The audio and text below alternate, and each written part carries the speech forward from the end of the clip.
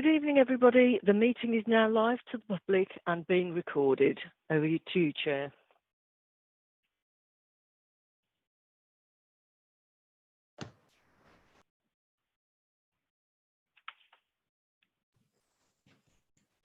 Thank you, Sue. So good evening and welcome members of the public, councillors and honorary aldermen to East Devon District Council's virtual council meeting on Wednesday, the 21st of October 2020. I'm Councillor Val Ranger and your chair for the meeting. Since Councillor Kathy Gardner is unable to be with us tonight. I'd also like to welcome anyone watching the meeting via the live stream. All participants here today are taking part remotely and the committee is being viewed online and recorded. So please bear this in mind throughout the meeting and may I remind you to be careful with your language. May I also remind members that the Code of Conduct applies throughout this meeting. And we also reserve the right to remove and disconnect any participant who is disrupting the meeting by whatever means. As this meeting is dependent on internet connection and a power supply, in the event of a break in the internet connection or a power cut, please bear with us as we try to reconnect. If we're not able to reconnect after 15 minutes, the meeting will be adjourned and reconvened at a later date. Please check the committee page on our website for further details. Please make sure all microphones are muted when you're not speaking to avoid any background noise levels. And please keep your points short and do not interrupt when someone is speaking. If you wish to comment, please raise your electronic blue hand and wait to be called. All councillors have been sent the agenda for today's meeting, and any members of the public who want to view the agenda can do so by visiting our website at www.eastdevon.gov.uk. So we'll now start the meeting by doing a roll call of all members here present. Can you please now unmute your microphone? And when you hear your name, please confirm by saying present. When you've confirmed you're present, please mute your microphone again. Okay, Councillor Allen. Here. Councillor Armstrong. Present. Councillor Arnott. Present. Councillor Bailey. She said she'd be a bit late, about 10 minutes. Okay, thank you. Councillor Bickley. Present. Councillor Blakey. Present. Councillor Brown. Present. Councillor Cahill. Present. Councillor Chamberlain. Present. Councillor Chapman. Present. Councillor Chubb. Councillor Chubb. Councillor Coleman. Present. Councillor Davey. Present. Councillor Desarum. Present. Councillor Faithful. Present. Councillor Hall. Present. Councillor Hartnell. Present. Councillor Hawkins. Present. Councillor Hayward. Present. Thank you, Sue. Councillor Hookway. Present. Councillor Hughes. Present. Councillor Ingham. Present. Councillor Jackson.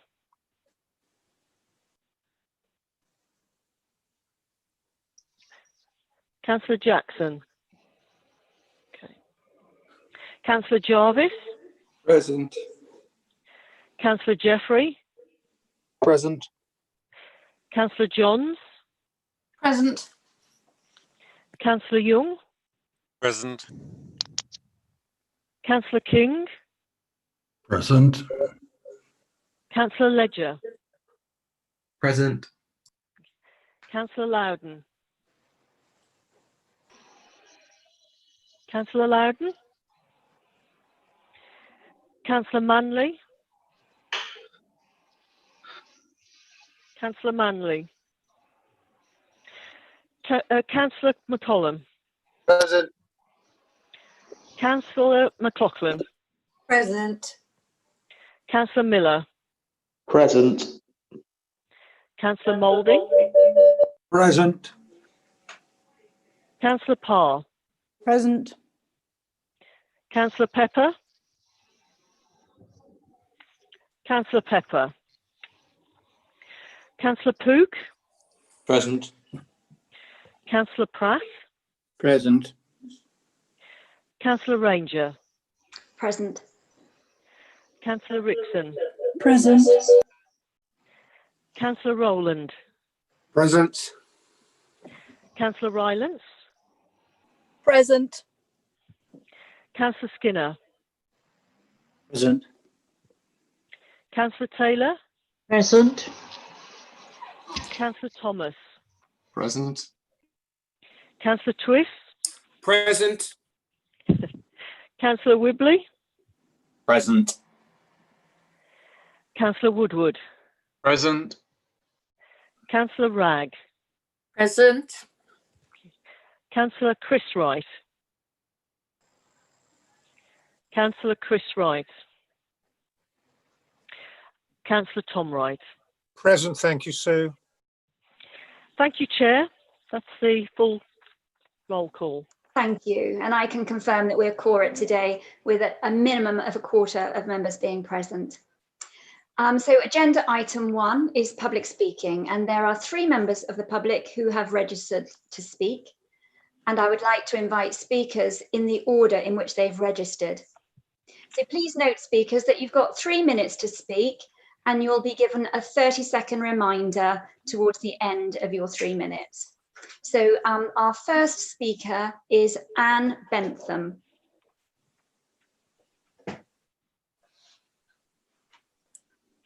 Is Anne Bentham here? Hello, can you hear me? Yes, we can hear you. Thank you. Okay. My statement concerns how the business rates relief for Exeter Airport relates to action on the climate and ecological emergency and the Cabinet's strategic thinking around this.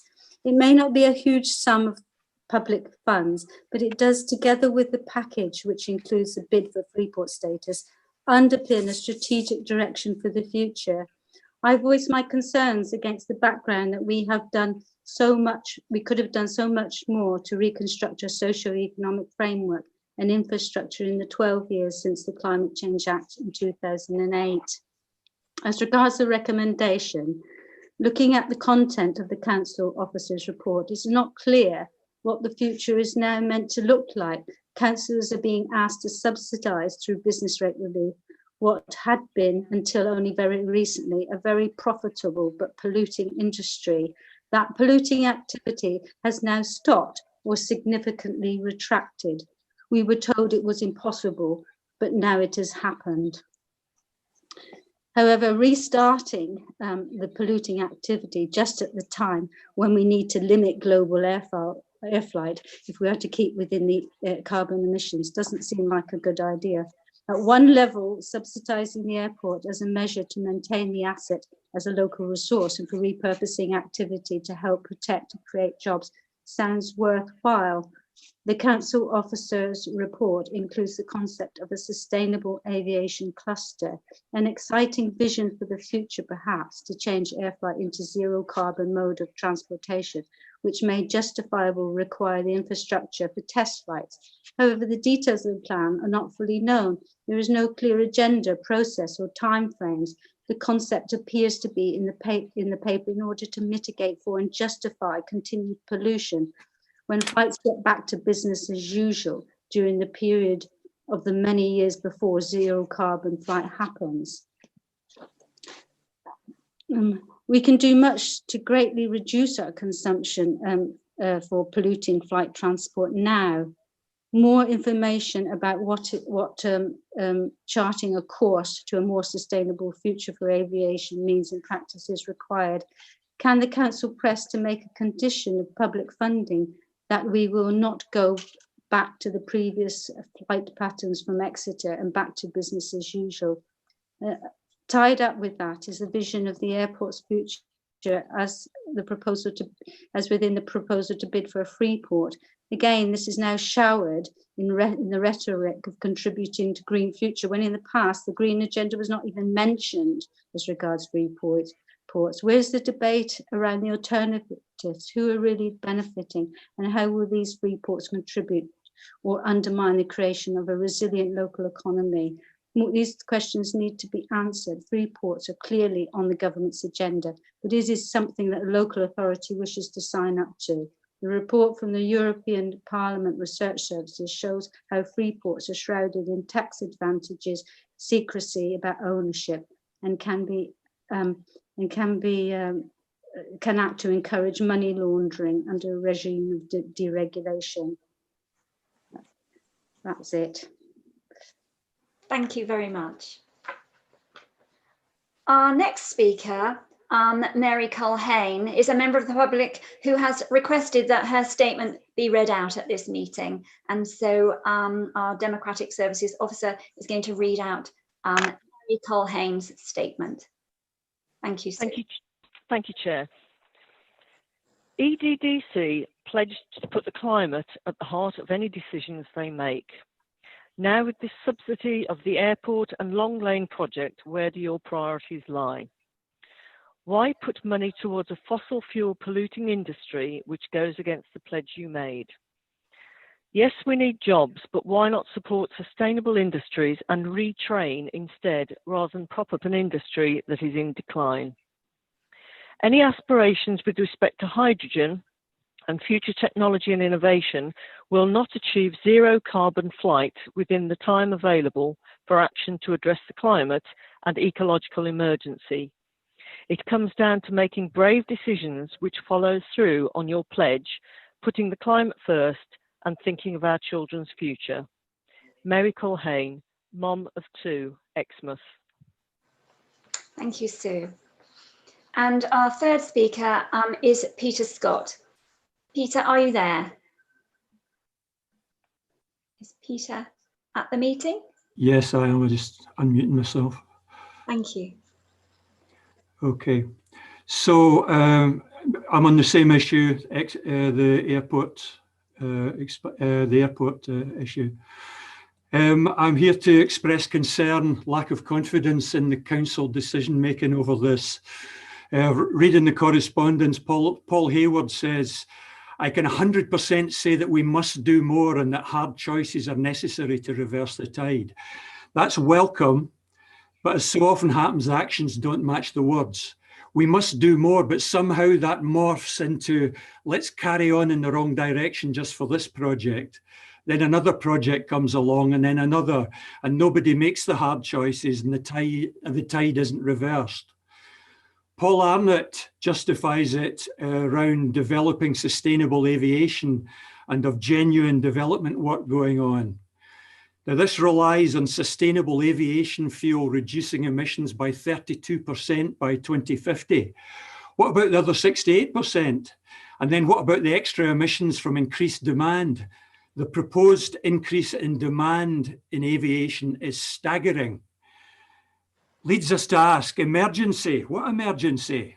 Here we go again, just as we've been doing for the last 30 years and more. Any emissions cuts we do make are swallowed up by increased aviation activity.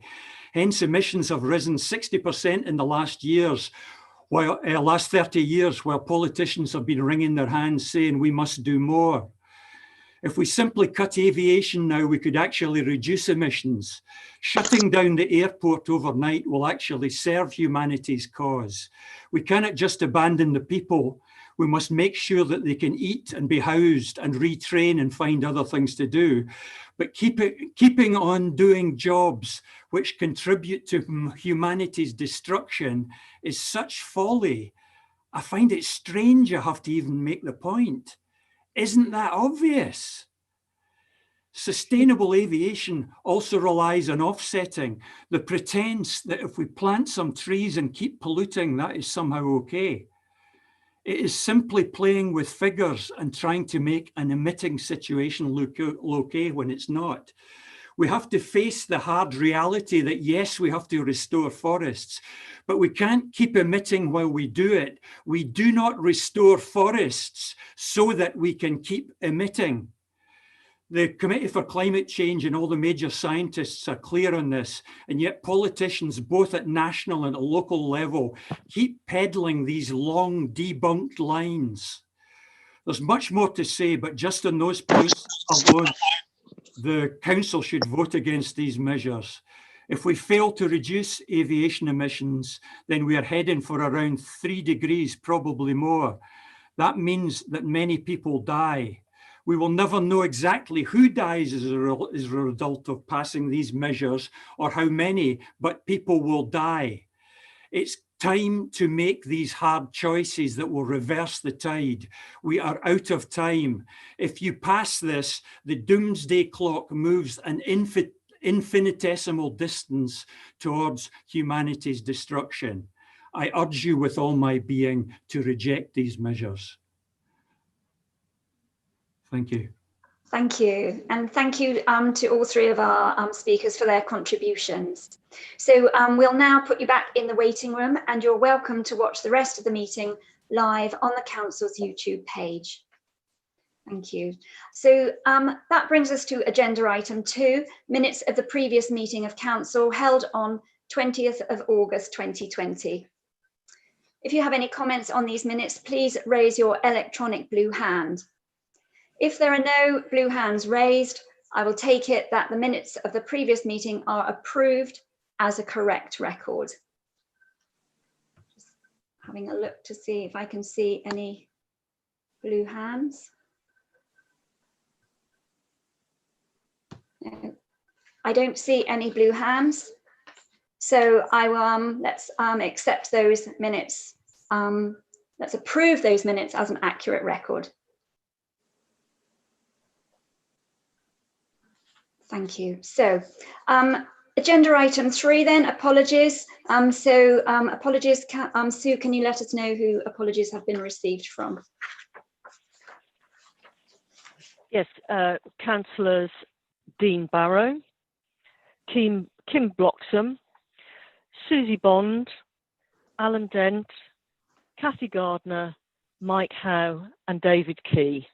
And from Honorary Aldermen Vivian Ash, Jim Knight, Francis Newth and Sarah Randall Johnson. Thank you. So agenda item 4 then, declarations of interest. Are there any declarations of interest? If anybody does have one, please raise your blue hand. And remember to unmute yourselves and advise the type of interest and the reason. Just checking again for blue hands. Ollie Davey. So I see Councillor Ollie Davey and then Mike Allen. So Councillor Davey. Just to declare that I'm an Exmouth Town Councillor. I don't know if that's relevant, but thought I would declare it. Thank you. And Councillor Mike Allen. Thank you, Val. Yes, I need to declare the fact that I am supporting the food bank in my church in Honiton, and it will be discussed later. Thank you. You're a little bit muffly, Councillor Allen. I don't know if your mic is clear, free and clear. I'll do my best. Thank you. So on to agenda item 5 then, matters of urgency. So there are no matters of urgency. Agenda item 6, announcements from the chairman and or leader. There are no announcements. Agenda item 7, confidential or exempt items. There are no confidential or exempt items. So on now to agenda item 8, to answer questions asked by members of the council pursuant to procedure rules numbers 9.2 and 9.5. So 20 questions have been received and all have been responded to in writing prior to the meeting. Questions were submitted by Councillor Ben Ingham, Councillor Brewster Sarum, Councillor Andrew Moulding, Councillor Philip Skinner, and Councillor Mike Allen. So I'm just going to go to each of these councillors in turn and ask if they have any supplementary questions to ask. So Councillor Ingham, you provided questions 1 and 2. Do you have any supplementary questions? Yes, I do. Firstly, for question number 2, which went to the portfolio holder for economy and assets. And I've seen this is a question regarding support for over 50s. And I've read the answer and I've reread the answer, and it doesn't actually answer my question directly, or part of my question, which is, so can you confirm you have done nothing specifically for the over 50s? So I'll ask Councillor Paul Hayward to respond. Thank you, Chair. I think the answer given is very clear. This council is doing everything it can, and all of its measures are for all age groups. We're not ageist, we don't specify. Each group has its own challenges, and this council is doing whatever it can to meet those.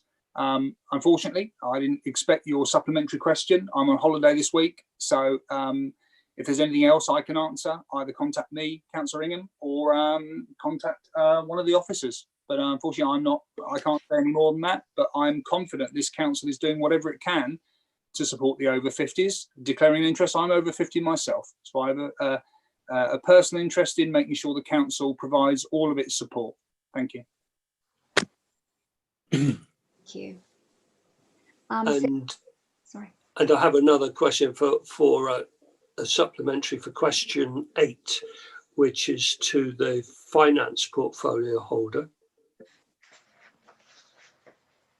Could I come back to that, Councillor Ingham? Would you mind if we just take the questions in order?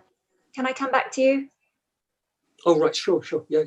Thank you so much. So if we just go through the questions in order, so I'm going to come to Councillor Bruce de Sarum with question 3. So Councillor de Sarum, do you have a supplementary?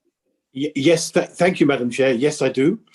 Just to say, I am pleased to see that statistics will be published tomorrow. I note that we have not yet undertaken any specific formal analysis. So my supplementary question is, will the District Council consider implementing an East Devon-wide version of the Eat Out to Help Out scheme off the back of the Gate to Plate events planned for 2021, COVID permitting, and use these statistics to see how effective such schemes can be, as opposed to the council simply administering grant schemes? This is because it is argued that it's important to find out if, as many in the industry have claimed, that the original Eat Out to Help Out scheme was disproportionately benefiting wealthy big name chains who are not struggling as much as some of the small, well-known local names in the hospitality sector. So that is my question to the appropriate portfolio holder. Thank you so much, Madam Chair. Thank you. So once again, it's Councillor Paul Hayward. Are you able to respond? Thank you, Chair. I suppose all I can respond is to say that when the information is published, the Cabinet and the Council will be discussing and considering all we can do. I think it's very too early to say that we'll be instituting any localised version of this. With all that's going on in the UK with regards to the COVID pandemic and the threats of regional lockdowns, I think it would be remiss of us to commit to anything at this stage. All I can say is I personally, and I'm sure I'm not alone in this council, did at the encouragement of HN government Eat Out to Help Out from a wide range of culinary establishments, both small and large. So that was down to the individual.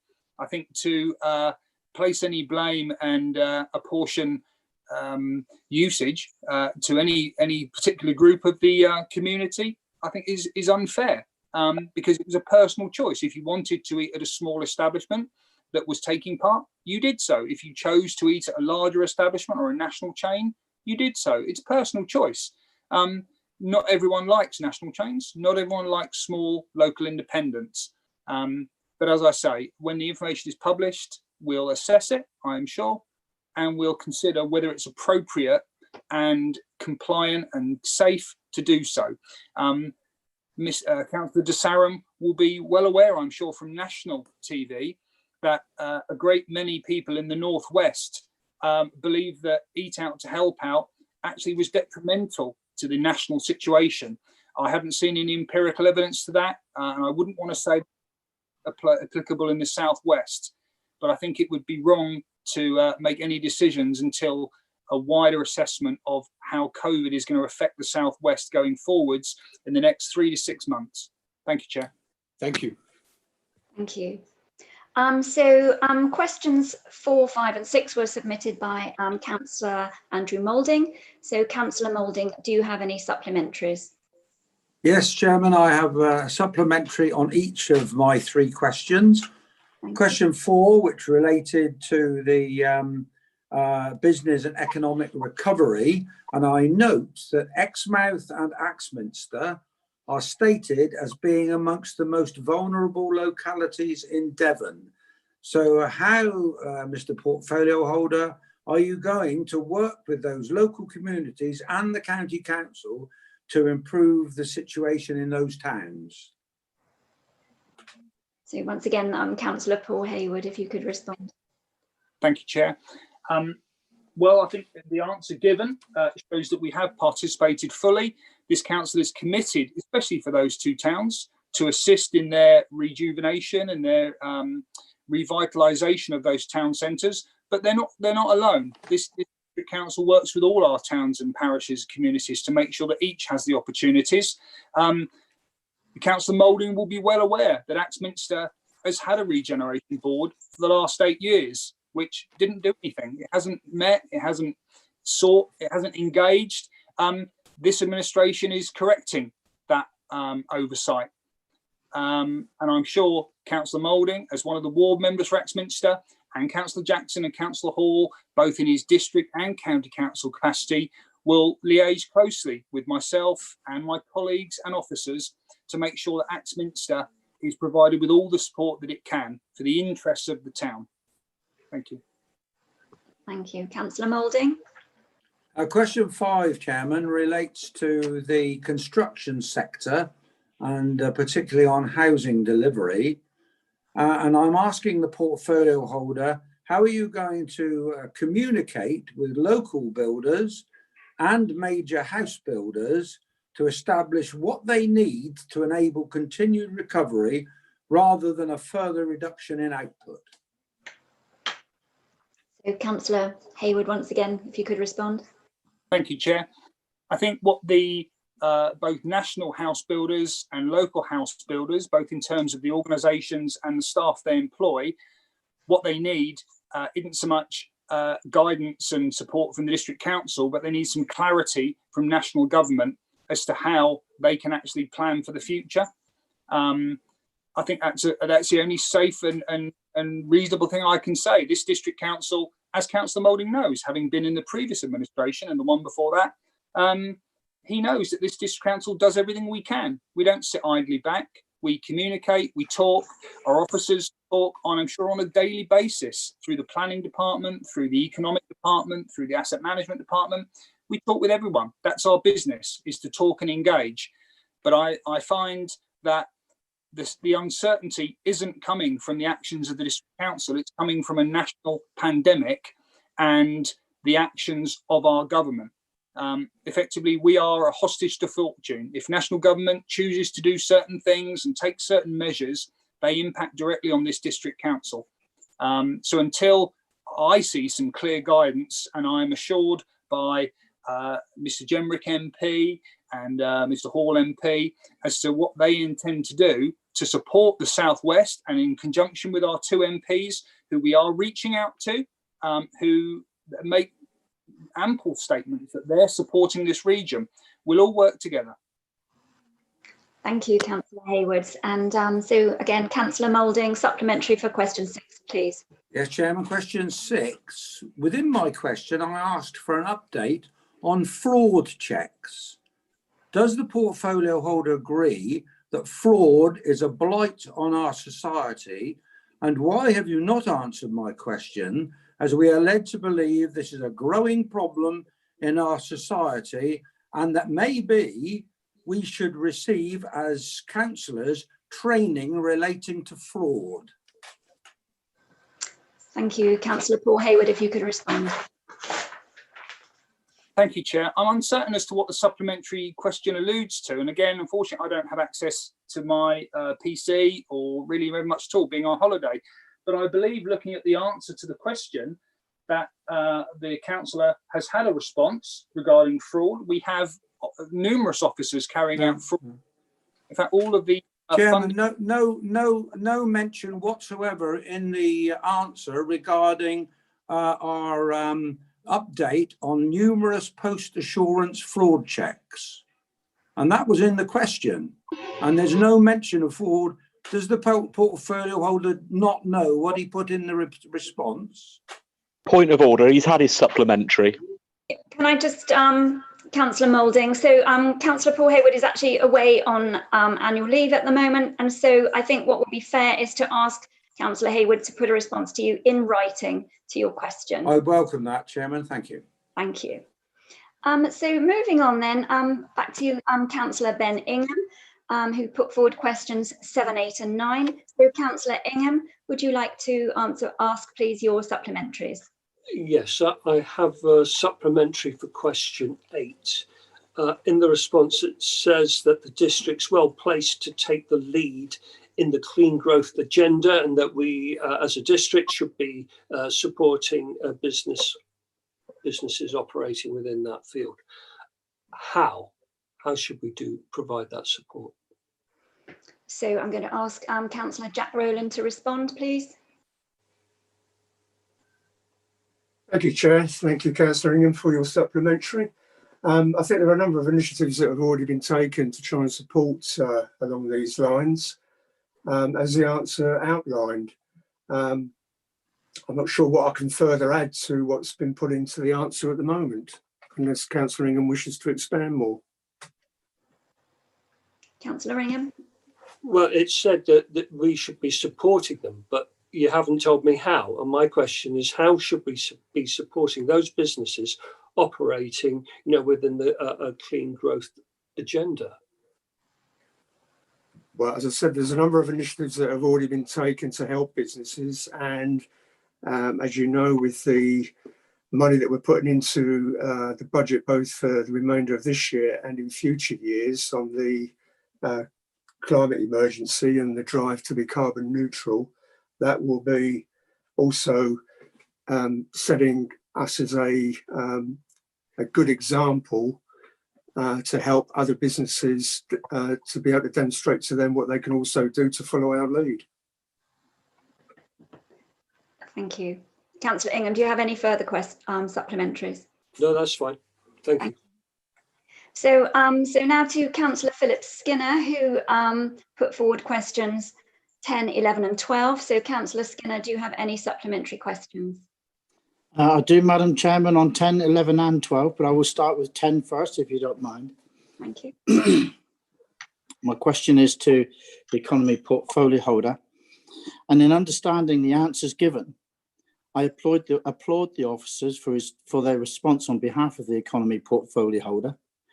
I also understand how this in-house answer is great news. But my question was more directly aimed towards the portfolio holder's personal approach in engaging with businesses in his role in what I deem as getting out there. I fully understand that face-to-face meetings are far more challenging at this moment in time, but perhaps Councillor Hayward could elaborate on how many businesses you have personally either phoned, emailed, Zoomed or whatever, to get a grasp of how it is out there. Councillor Hayward. Thank you, Chair. Yes, thank you, Councillor Skinner. As someone has just alluded to, you may be aware that there is a global pandemic going on, I'm sure, and that from the people I've spoken to, and I've spoken to businesses from Exmouth to Axmouth, from Seaton upwards through Honiton, I can't put a number on any. I mean, it could be 100, could be 200, I don't know. I didn't keep track. Had you asked me at the beginning of the pandemic to keep a tally, I'd have been happy to do so. But You know, I don't think any councillors do that. We just carry on the work that we're employed to do. Unlike Councillor Skinner, I'm full-time employed, and so I do this role effectively extra to my hours. So I suppose I engage with businesses every single day in the role of my employment. So that probably tallies up the number 2. But in the business I've spoken to, I consistently ask them, you know, what do they want the district council to do? What do they want national government to do? You can imagine the answers that come back on that one. But ultimately, my personal view is that I really don't want to have the risk in terms of personal face-to-face visits. If I need to go into a shop, I'll go into a shop, I'll wear a mask. But I would imagine the last thing that any business wants when they're facing such challenging times, when they're trying to make ends meet, when they're worried about their staff, is to have a politician turn up in their shop for some tawdry photo opportunity, as I've seen a great many other politicians locally and nationally do, simply to press home a point. We're all, I would hope, as councillors, elected members of this authority, doing what we can to support. And I actually find this question quite insulting because it's deliberately intended to seem as some sort of that there's some sort of race that we're employed to say how many people we've approached and that I've done more than you. Yes, I suppose councillors who are not employed full-time can spend their entire day phoning businesses, engaging with businesses, visiting. Unfortunately, I don't have that luxury. But through the discretionary fund, through liaising with officers, through my work with the Science Park, through my work with the Blackdown Hills Partnership, I've been talking to business. Perhaps every day I talk to a business, but I certainly haven't been keeping a tally, and I certainly wouldn't want to impose myself and take up their time when they're actually trying to survive as businesses. That's what I'm aiming to do, and I'm sure Councillor Skinner feels the same. Thank you, Councillor Hayward. Councillor Skinner, do you have a supplementary to question 11? Yes, I do. Thank you. And this is to the leader of the council. Yeah. So can I concur from this response that a revisit to the structure is necessary as soon as, and would the leader agree with me that the outcome of the group's findings would prevail, and not the suggestion from you that at paragraph 6 of your response, you say, and I quote, "There is no evidence that a shadow cabinet would contribute to a collaborative spirit of cross-party working," which is wholly wrong, as it assumes an outcome of a meeting that we haven't yet had. Councillor Paul, please. So, yeah, sorry, Chair. I'm waiting for a question. I'm happy to throw back to Councillor Skinner. Councillor Skinner, can you elaborate and ask your question? I've asked the question, and the question was, can he concur with me that a restructure of the revisiting the committee structure when we get back to normal, which he suggested, can he concur with me that it's accurate and correct? Okay. I have to say I don't actually understand how that sentence is constructed, but I think what you're saying is, after the pandemic is over, are we going to revisit the issue of governance on this council? And I think that's crystal clear in the reply. And the line that you've alluded to, which says there is no evidence that a shadow cabinet would contribute to a collaborative spirit of cross-party working, well, there is none yet. So if, Councillor Skinner, you are still placed by your own Conservative Party at the heart of this governance review process, which you so volubly contributed to last time, when I have to say you didn't seem in any great hurry whatsoever to get through this process in a timely fashion. If during that process you argue for a shadow cabinet and we find evidence for a shadow cabinet, there is every chance that the working party may make that recommendation. Thank you, Chair. Thank you. And so, Councillor Skinner, do you have a supplementary to question 12?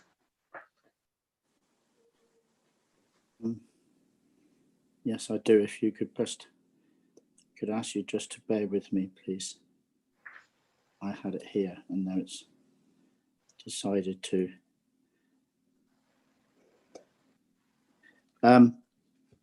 Yes, and the to Councillor Hayward, portfolio holder.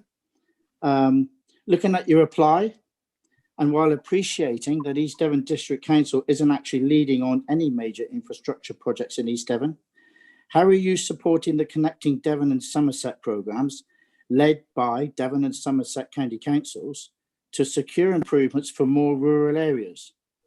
No doubt residents in your own Yardley ward in the Beckford Bridge area would appreciate news of this and what other providers other than Jurassic Fibre are delivering super fast broadband infrastructure in both rural and urban East Devon, other than Exmouth and the airport, also now to Honiton. Councillor Hayward. Thank you, Chair. Like the previous speaker, I don't actually really understand. That question was so complex. Perhaps Councillor Skinner would like to email it to me and I'll afford it the proper response when I can actually read it and understand it. Thank you. Thank you. So moving on then to Councillor Mike Allen, who submitted questions 13, 14, 15, 16, 17, 18, 19 and 20. Councillor Allen, do you have any supplementaries? Yes, I do to most of them. So I'll just take it from question 13 onwards. Thank you. If I may. I wonder if the Leader of Council agrees that the COVID-19 pandemic has had a disproportionate impact upon this district and its businesses and its residents. And there are strong indications that the next 36 months may be among the most economically and socially challenging in living memory. So will the Cabinet, in its plan, consider the following issues? Apart from supporting economic recovery, supporting community recovery, placemaking, regeneration and infrastructure, and organisation change and workforce development for the council itself. This is a period of enforced social distancing, the Brexit transition, and it's caused all of us to take a closer look at what is important. So what can we do to support each other in our daily lives? The new council plan, hopefully, will it set out how we can embrace this new normal and build a stronger local economy by increasing community resilience and public participation to encourage living more environmentally sustainable lifestyles? Or will he simply continue to wait for Devon County Council and the central government to tell him what to do? So I think that question is directed to our leader, Councillor Paul Arnott. Thank you, Chair, very much. And I absolutely understood that one, Mike. Thank you for that. There's a lot of thought as ever behind it. I'll come to the plan itself at the end, if I may, but I think we're absolutely on the same page. We cannot just wait for government, although government is leaving the entire country confused. I think there's no doubt about that. As you'll be aware, there are very specific issues which we can't get clarity as a council from and have turned to our MPs on. So in particular, as you'll be aware, a key part of physical and mental health is going to be our Leisure East Devon LED facilities. And at the moment, we look as if we may be short of rather a lot of money to keep those going. So we have done a lot of analysis and thought on that, and we have asked the MPs to help. So we are going to need help from central government. We're also concerned right across the board with other subjects which are related to Brexit, as you quite rightly mentioned. And we've noted, and this may come to be discussed at a future council meeting, how it was only Neil Parish who, as the chair of the Agricultural Select Committee, did very well to vote, in effect, to reject the levelling down of agricultural standards for food, and despite that, which is obviously of a huge concern to the part of our economy which is farming, whilst I'm afraid Mr. Jupp and Mr. Stride just cracked on and voted with Dominic Cummings. So that was a pity. As far as economic recovery locally is concerned and what's being done, building on a lot of the work that Mike was involved in himself, I'm really happy with what is going on in the western end of the district. And I think Paul Hayward, I think if he'd been not having his annual leave and perhaps had a little bit more notice of the supplementaries, would have been able to actually say rather more on that. There's a huge amount of activity there. And what we're looking to the local enterprise partnership and government to help us with, which we will lead on locally, is what does this green economic recovery mean that the government speak about? I mean, it's gone very quiet recently, but we are asking the questions. And the benefit of us having a chair at Team Devon is that we can sit in there with the other district leaders and CEOs and Devon County Council, and we can ask upwards through the local enterprise partnership. And we've got some clout there. But I think Mike's point is very well made. We must be vigilant on that as well. And as he knows, our officers are as enterprising, I would suggest, as any other council in the country. As far as placemaking is concerned, we've got a huge issue coming up tomorrow, in fact, with strategic planning with Cranbrook, which is one hell of a place that we need to make. And there's a lot more thought that needs to go into that.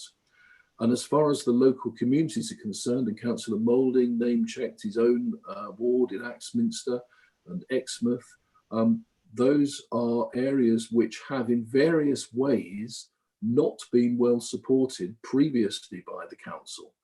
Now, on Axminster, as far as Axminster is concerned, as Councillor Hayward said, the regeneration board, which really should be absolutely there, ready to go at the starting line, ready to help the people of Axminster out, has not. It is not ready to go. And that is, I'm afraid, a matter for the Axminster ward members prior to May 2019. Now, let's hope that can get going. This council will do everything possible to kick that process. And I'm very, very serious about that with regard to Axminster. As you know, I live about 4 miles south of it, and the people in my ward are very much affected by the economy in Axminster. As far as placemaking in Exmouth is concerned, I'm really pleased that the Queen's Drive Delivery Committee is up and running again with full public participation. And although the way in which Exmouth is regenerated goes well beyond the seafront, nevertheless, that is a critical part of the local economy. And I think we're making good moves on that.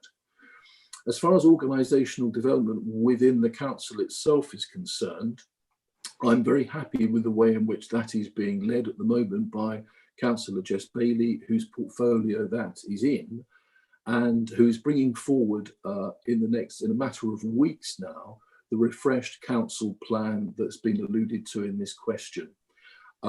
Now, clearly, because of the pandemic, the council plan that will come forward will, to an extent, be drawn from the extant council plan, but it will reflect the new priorities for the council, as has been said in the written answer.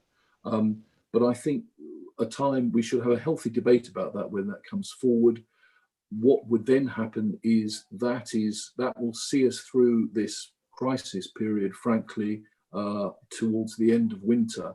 And we then need to, as we get towards March, April, be looking for the council plan that we will need to take us forward, refreshed again into the next civic year. I hope that's answered most of what Councillor Allen has raised, and I thank him for it. Thank you, Councillor Arnott. So, Councillor Allen, a supplementary, please, for question 14. Well, I haven't yet finished with question 13 because in looking at the food bank area, which I mentioned when I said about declarations, could the leader say what financial plans you are putting together for the food banks in the winter epidemic, and what liaison, because you dismantled the community group, what liaison processes will be put in place? Thank you. Okay, thanks again for that, Councillor Allen. Thank you, Chair. So I'm cutting across there. With your permission, I think the best thing to do there is give an accurate written answer to that. When you say dismantle the community groups, I'm sure you don't mean it in a slightly pejorative sense that it comes across. I think what you mean is that the outstanding bit of work that was done by the officers of the council to support the community groups working across the district in the early part of the crisis in March, April and May obviously was wound down as we got into June, July and August. The question is, and it's an absolutely valid question, will those need to be booted back up again? And is there a role for the district, which I'm sure there will be, in helping with a network of support? But I will ask officers to provide a written answer to that, Councillor Allen, as well. And if there's anything that he can suggest that we may need to do as we move into, frankly, what looks like an even more serious food crisis over the winter, and I suspect I agree with him on that. I think we had a narrow, a very close shave in the spring. If ever there was a pandemic, a good time for a pandemic, it was in the spring with the weather. A lot of people suffered, but I think the winter is going to be much harsher. So I'll talk to officers and get a written answer to that. Thank you. Chair, can I raise a point of order, please? Yes, go ahead, Councillor Loudon. I had, in fact, put my blue hand up whilst Councillor Allen was speaking and before the leader came in. And my question, I suppose, partly a question. I thought that was a second supplementary from Councillor Allen, and that's the second councillor this evening who sought to have a second supplementary. And I think, with the greatest respect and no disrespect to you, perhaps some of our colleagues ought to learn to respect that it's one supplementary. Yes, thank you, Councillor Loudon, for pointing that out. And yes, I think we do need to get cracking, and for councillors with their supplementaries to remember that it is one supplementary question. If you have further questions, you can at any time contact any of the portfolio holders outside of this meeting at any point. So Councillor Allen, so please go ahead with your next supplementary question for question 14. And just a reminder, Councillor Allen, you're quite muffled when you're speaking. I know there's not a lot you can do about it, but I'm just letting you know. No, I'm using the best equipment I can afford. What specific steps, portfolio holder for economy and assets, what specific steps are you taking to help the young people to develop new careers and the 50 plus people to review their careers? I don't agree with you. There are specific differences between a young person who is poor qualifications or an older person who's been in the same industry for years. They have different needs and they need different results. So what are you doing to really assess these different things? And why are we holding back £2 million of business rate receipts when businesses need this kind of help to actually deal with the redundancies? Councillor Hayward. Thank you, Chair. I profoundly disagree with Councillor Allen. This council is doing everything it can. What it's up against is the Chancellor of his own party throwing businesses to the wall. The Chancellor who says that young people will have to retrain, older people will have to retrain, but giving them no opportunity as to retrain as what. We are in the middle of a pandemic. Every week the goalposts change, and I'm confident this council and its officers are doing everything it can in the face of overwhelming odds and a government that simply does not care about the residents of East Devon, but simply about the interests of others. I should, if I may, through you, Chair, on the previous item, declare with regards to food banks and community groups that I was part of a community group in Axminster.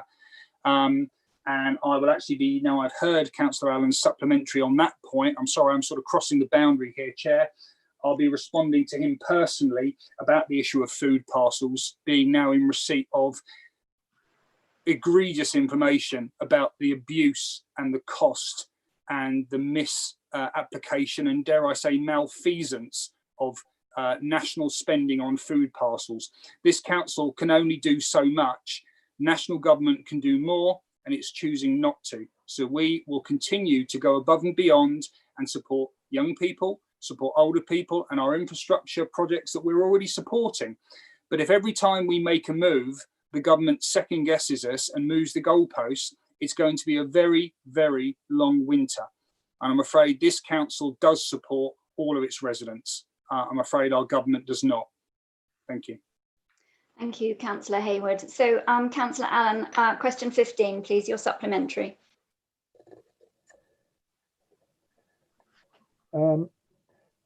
There is a mention of a dedicated resource in the answer. How are these people being trained with their financial counselling?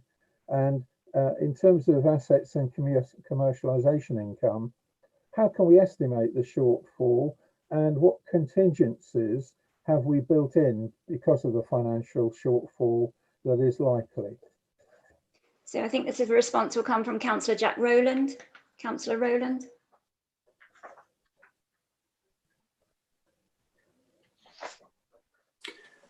Thank you, Chair. I'm just trying to find that one on my list, looking at my PC. Can we just remind me which question that was? Question 15. I pay on my which page is that on? I believe it's page 36. Oh, I've just got to it. Yeah, my apologies.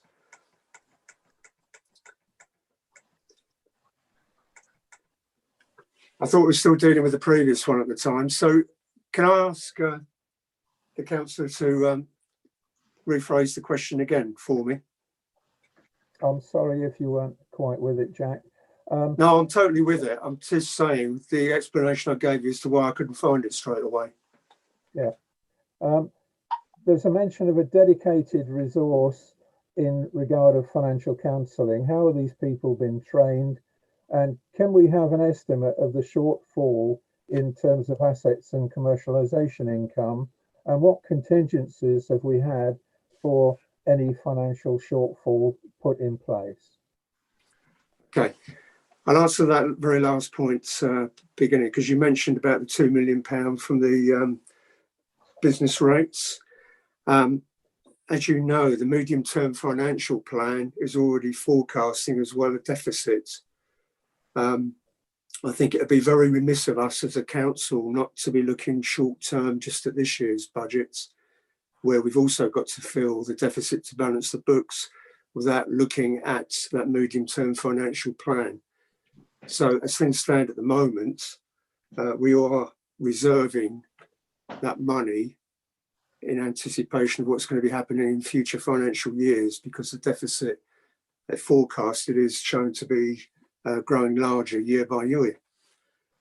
In answer to the other points, as has been said already, we are supporting many businesses and individuals through different grants that have been made available.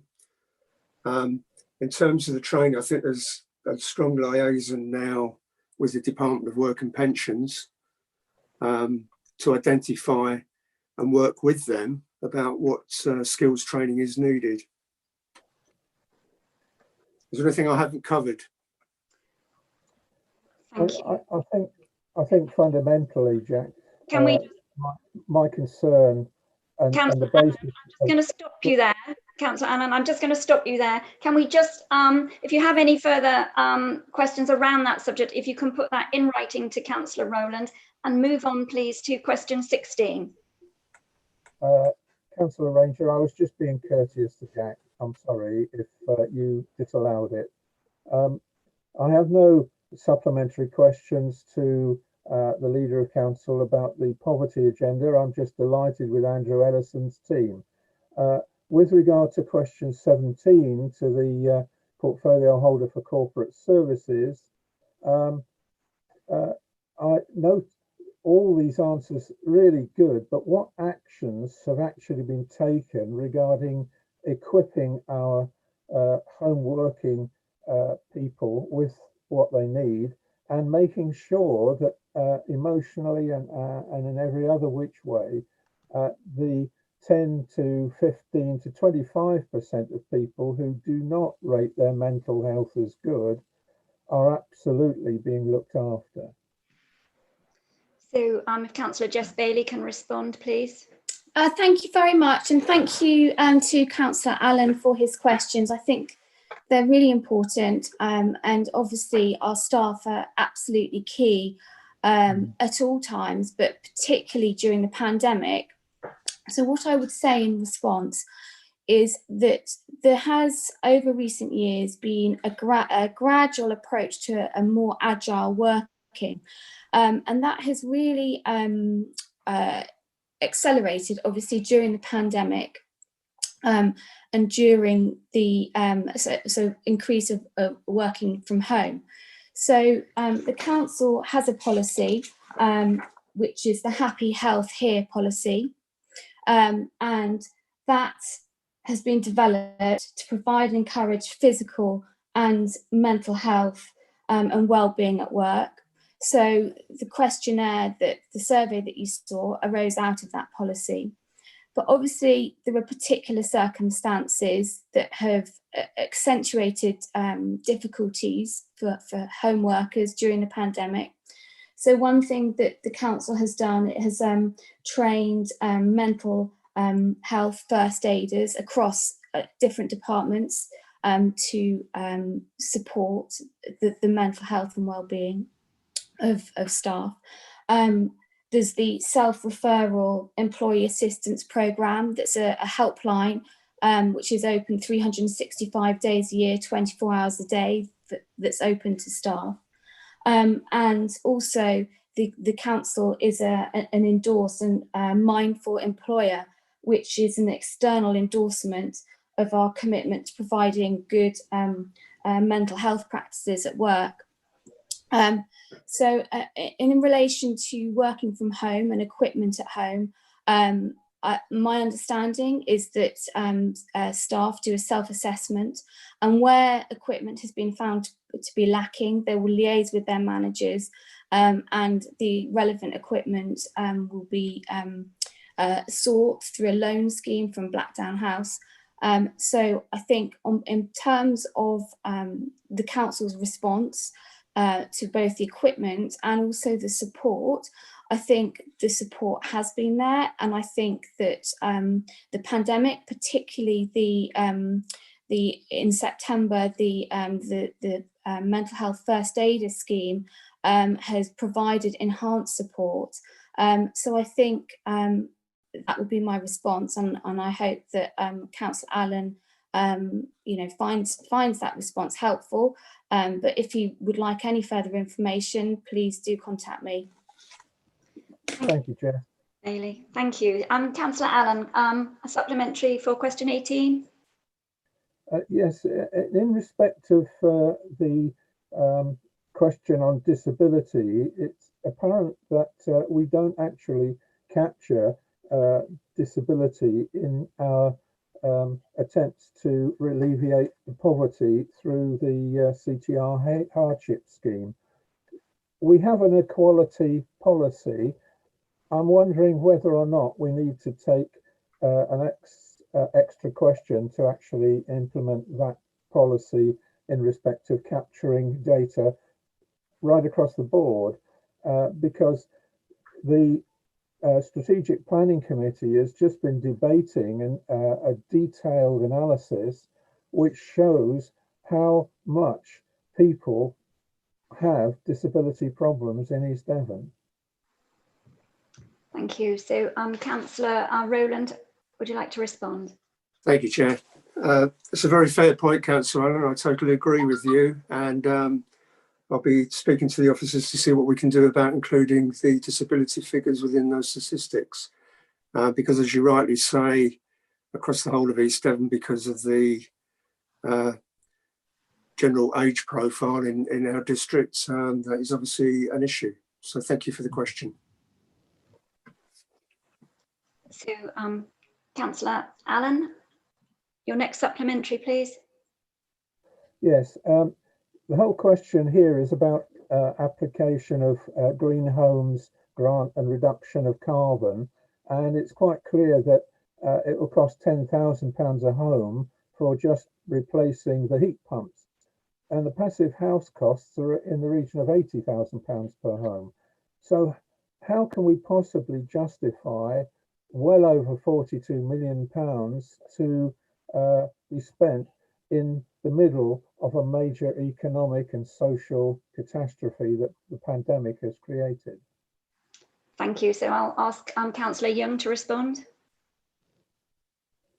Unfortunately, Councillor Allen, you've asked the wrong portfolio holder, because I'm environment with coast and countryside. You need to be asking the portfolio holder for climate change. But I was aware of this programme before the changes in May, and our officers have done a sterling job in getting some grant funding to trial some heat pumps, which is a great step forward. Whether that's going to do the trick to replace gas, I don't think so. Nationally, we're going to have a massive problem of how to go from gas boilers to either electric heat pumps, which are even more expensive. Also, there is some noise issue on them in confined spaces. We haven't found the answer yet, but this is a trial to see if we can find some sort of solution to our council housing stock. Thank you. Thank you, Councillor Young. Question 20, a supplementary, Councillor Allen, which will need, you can ask your question, but Councillor Kathy Gardner is not here, so she's probably going to give you a written answer, but ask away. Well, the answer to the question is actually not clear, because the subcommittee of the Standards Committee is been chaired last time by Councillor Chair Kathy and Councillor Raylance, and only 3 people were involved, 2 of whom, one was a portfolio holder and the other one chairman of council, and one of the key members of the EDA. So could this please be reviewed by Audit and Governance, this structure of the subcommittee? Point of order, Chair. I'm not a portfolio holder. Yes. She is a deputy portfolio holder. So, Councillor Allen, I think if you could put your question in writing to our chair, Kathy Gardner, and she will respond to you in writing. Thank you so much. So, moving on then to agenda item 9, reports from the Cabinet and Council's committees and questions on those reports.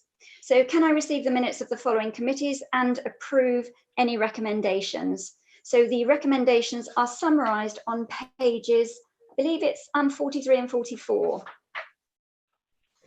So,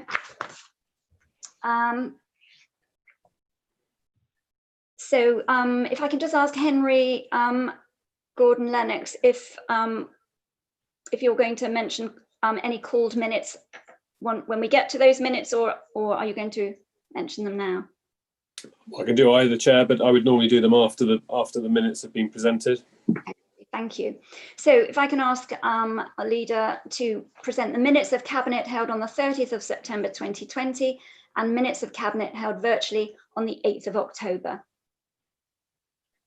Thank you, Chair. Yes, duly, I therefore present said minutes of the Cabinet of the 30th of September, minutes number 196 to 212, and also of the subsequent Cabinet held on the 8th of October 2020, minute numbers 213 and 226. Thank you.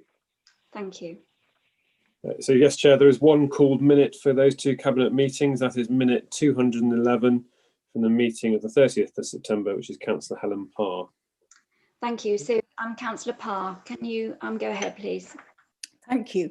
Yes, well, we've heard from residents who spoke to the meeting their concern about the sustainability issues connected with the airport. But I've had other residents expressing concern about the loan agreed by the Cabinet to fund the package of support for the airport. And in connection with protecting the council's investment, I know a question was asked about that. Can the leader tell us what progress has been made in negotiations to conclude the terms of the funding agreement, and what are the benefits to the council of a parent company as security for the loan, a parent company guarantee compared with a charge over the land? Thank you. Councillor Arnott. Okay, thank you, Chair. I'm very glad actually that Councillor Parr has brought this up, because it does allow me to first, if I can address this in two parts, address the comments from Anne Bentham, Mary Culhane and Peter Scott earlier, which relate to this. It's not always particularly clear what is going on with Long Lane. So just for clarity, the Long Lane project would be entirely uncontentious and would not have any ecological implications whatsoever if it didn't happen to be leading into an airport. If it was 3 miles south, somewhere else, it wouldn't be an issue. And I don't think that's understood. What Long Lane is doing is two things. First of all, it is providing access into an area that happens to be next to the airport, which is for commercial and office space, which is obviously a key part of the economy, which does not necessarily have to be aviation connected. And the second thing that Long Lane is doing, which was agreed by the previous administration, is to allow an extraordinary vehicular access that has to be made in order to finish the end of the electric power line coming from Normandy via Alderney up the River Otter that will come into the edge of Cranbrook. Now, that project itself has the potential to be an absolutely leading edge green project, because it'll help us deal with the power demands for the area east of Exeter and also Exeter itself. And it has the potential to be a hub for all sorts of new green technologies. So I don't think that's particularly understood. The other aspect of what has been decided by the council is this matter of the deferral of the business rates. So as I think has been understood, there's a de minimis requirement because of the EU, that in fact that cannot, from our point of view, from our part, allow more than £60,000 in effectively as a discount to this year's business rates over the next 3 years. But we have made it very clear in every statement and in every discussion we have had with the airport and with all concerned that we are looking for, I mean, let us be frank, the airport at the moment is more or less, it's not entirely moribund, but it's not a commercial entity as it stands. We don't know what the future of flight from there will be. We hear stories in the last few days that Flybe may now be being brought out of administration by somebody else, one of the previous shareholders, but we don't know whether they will rebase themselves at Exeter as they did before. So we are in a fluid situation. To come to the issue that Councillor Parr has raised about the loan, because she didn't specify, and forgive me, Chair, we're going here again. It's a good question, but I didn't actually get which loan she was talking about. So I don't know, perhaps through you, I can, without encouraging supplementary second questions, can I just ask Councillor Parr to be specific about that? Yes, Councillor Parr. Thank you. Residents are concerned about the borrowing of up to 3.7 billion. Oh, okay. Thank you very much. I understand. So this is borrowing against future business rates, which is because it is ring fenced around that area. And what we know is that on the projections that have been presented to us, that will come back to us in due course. But we do need to take. We effectively have been committed by previous administrations to back this Long Lane project, and the alternative to not backing that now is just to pull the plug. And one of the implications of that would be that they couldn't complete the project to bring the power up from Normandy, which would be a disaster. Now, if you're looking at the ownership of the various entities involved, that opens another entirely interesting subject on who owns what and when ownership changes, which probably we can't go into detail here now, but I have to say is a special interest subject for me. But at the moment, I don't feel that there's a risk to the council in the current status. Thank you, Chair. Thank you. So I see no more. Chairman, that doesn't really answer my question. I want to know in particular why the Cabinet agreed to the security for this loan being in the form of a parent company guarantee compared to a charge over the land. Okay, thanks, Chair. That's the third one, and I think that one I need to refer back to the officers to get that detail, if that's okay, and I'll write to Councillor Parr to make sure that, and I'll express her concern that she feels we should have taken a charge over the land rather than any other arrangement. Thank you. Thank you. So, so I think we need to take these minutes one by one. So I'm going to ask Henry to just confirm. Henry. Yes, thank you, Chair. So assuming you're happy that there are no more speakers, it was for members to vote to approve the minutes of Cabinet that have been presented by the leader. So you'll be asked whether you're voting in favour of approval or whether you're voting against. If you can vote in favour with a green tick, and if you're against with a red cross, please. So if you can cast your votes.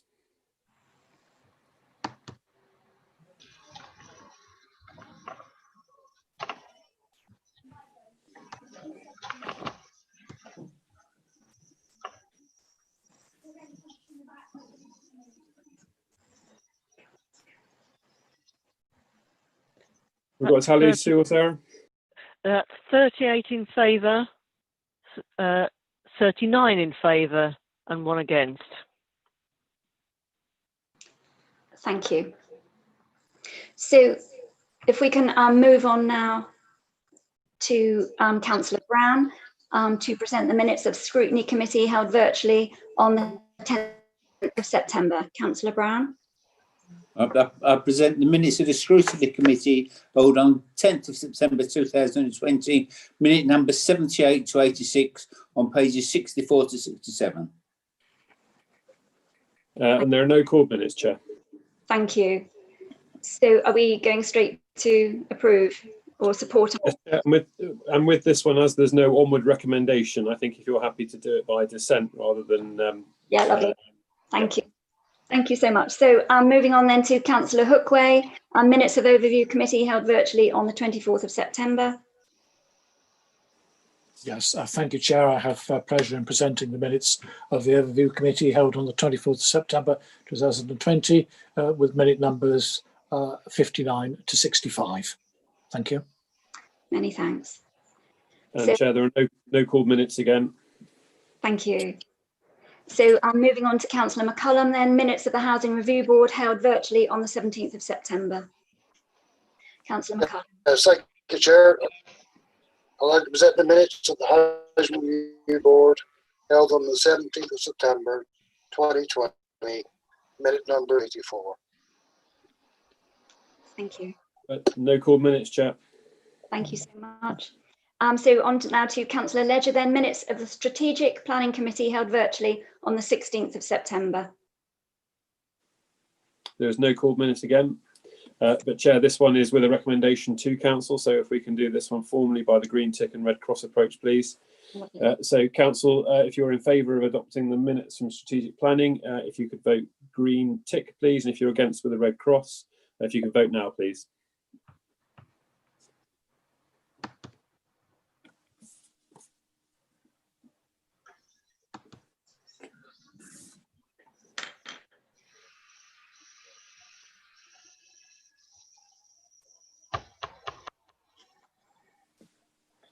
Okay, I have 33 in favour and 5 against. Thank you. Moving on again then to Councillor Ragg to present the minutes of the Planning Committee held virtually on the 9th of September. Yes, I so move those minutes. Thank you. 9th of September. Thank you. No called minutes, Chair. Thank you. So to Councillor Hawkins now, the minutes of the Audit and Governance Committee held virtually on the 24th of September. Thank you, Chair. I'd like to present the minutes of the Audit and Governance Committee held on the 24th September 2020, minutes number 33 to 50, pages 133 to 137. Thank you. And no called minutes, Chair. Thank you. And now Councillor Whibley, minutes of the Licensing and Enforcement Committee held virtually on the 3rd of September. Yeah, I'd like to present the minutes of the said committee held on the 3rd of September, minutes numbers 41 to 50 on pages 138 to 141. And no call minutes, Chair. Thank you. Thank you so much. So moving on now to agenda item 10, the motion towards gender equality at East Devon District Council. I don't intend to read the motion in full since it's lengthy and included in your agenda papers. So can I invite the proposer, Councillor Cathy McLaughlin, to speak to the motion, please? Thank you, Chair. During the 1970s, gender neutral language and equal rights were in their infancy. The sexist treatment of women was accepted as banter and was to be endured. There was no requirement for gender neutral language and therefore the bias was masculine. Since then, society has moved on and laws and legislation has been put in place to ensure this type of behaviour or gender biased language no longer exists. We have been educated, men, women and minority groups are treated equally with respect and dignity. Unfortunately, this is not the case. Many councils, almost 50 years on, are still using the gendered language of 1972 Local Government Act. According to a 2019 Fawcett Society report, sexism is rife and only 20 councils, that's 8%, have a maternity policy in place for their senior cabinet level councillors. Since 2007, it has been government policy to write legislation in gender neutral language in order to reflect our diverse society. So shouldn't we, as a district council, make an effort, a late one, to do the same? East Devon District Council have below the national average of female councillors. The national average for women councillors is 35%, according to the Fawcett Society. East Devon District Council have 30%. If we separate that into political grouping, it shows that the Conservative group have 10%, Democratic Alliance 42%, Independent Progressive Group 57%, and the Independents 25%. During the 2015 to 2019 term, the percentage of female councillors in East Devon was even lower at 26% overall. Women make up 51% of the UK population, and we have to make working as a councillor in East Devon easier for them. The LGA Toolkit 21st Century Councils state that The international evidence base is clear. Where women have greater representation, societies are more equitable, have higher standards of living and a positive development in education, health and infrastructure, and a decrease in political corruption. With maternity leave in mind, research shows that 33% of female councillors aged 18 to 44 state that lack of maternity and paternity provision or support is a barrier, and it holds them back in fulfilling their role as a councillor. Only 8% of councils have maternity policy in place, and for senior level, and only 70% for all councillors. In 2017, the Fawcett Society found that sexism in local government is commonplace. 38% of women experienced sexist comments within their own party. I quote, "There is a harmful culture of sexism in parts of local government politics, written and oral, that would not be out of place in the 1970s. Evidence shows that sexism seems to be viewed and tolerated as a part of political life. This has to change. Being a part of local government should be a safe and secure place for all. Women need the tools to combat sexist remarks directed at them by other councillors, and this would take a commitment from all political parties to effect change and would require codes of conduct to address sexism and discrimination."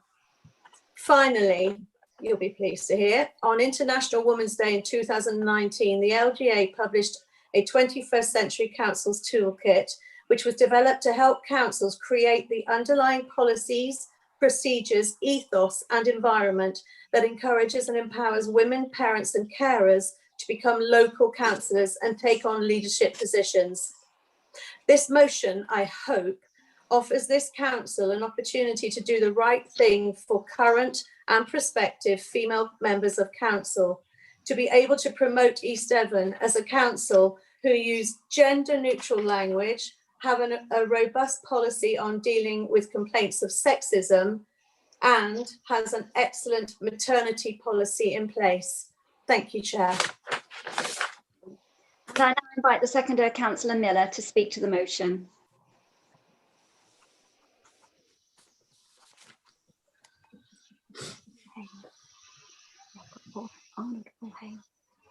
Eleanor and Joe. I beg your pardon. Councillor Miller. That is the first time I've done that. Thank you. First time I've muted myself when I was meant to speak. Sorry, Chair. Okay, so firstly, I think it's disappointing that there are a few Conservative councillors that seem to have left before this motion was considered, which I find disrespectful. We know by the women the public are lucky to have on this council that they bring some calmness, maturity, intelligence, effectiveness, and soundness of judgment.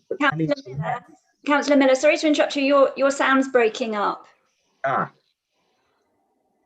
you want to just try again one more time, and we'll see if we can hear you. I will try and dial in on another number. Actually, yeah. You're fine then. Just try one more time. Sorry, thank you very much.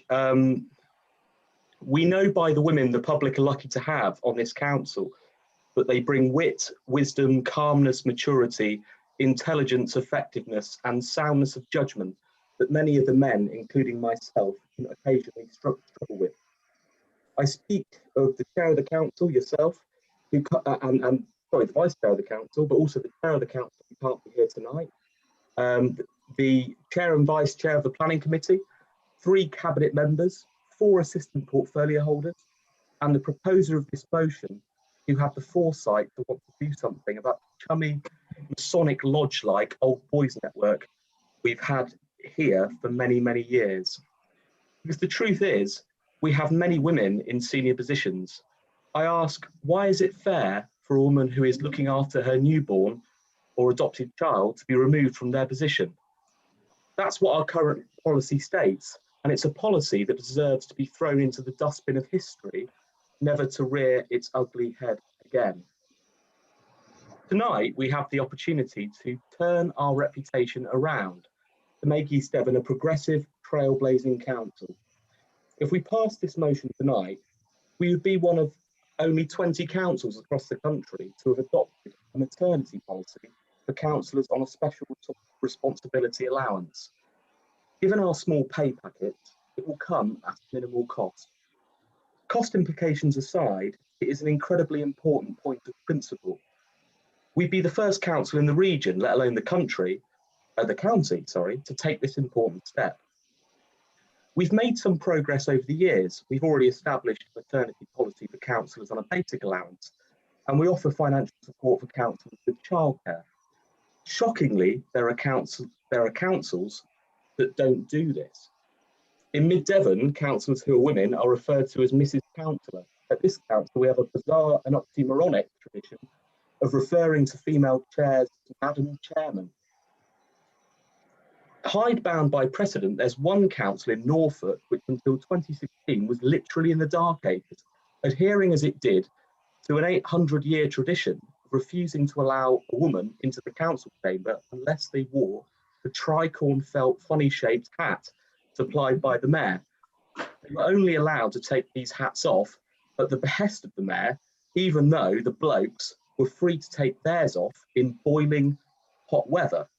And so furious in the year 2016 with the hatless male councillor on seeing a female councillor arrive at a council ceremony bareheaded, that he stormed out, accusing her of being disrespectful to the town and its people, and he hasn't been seen since.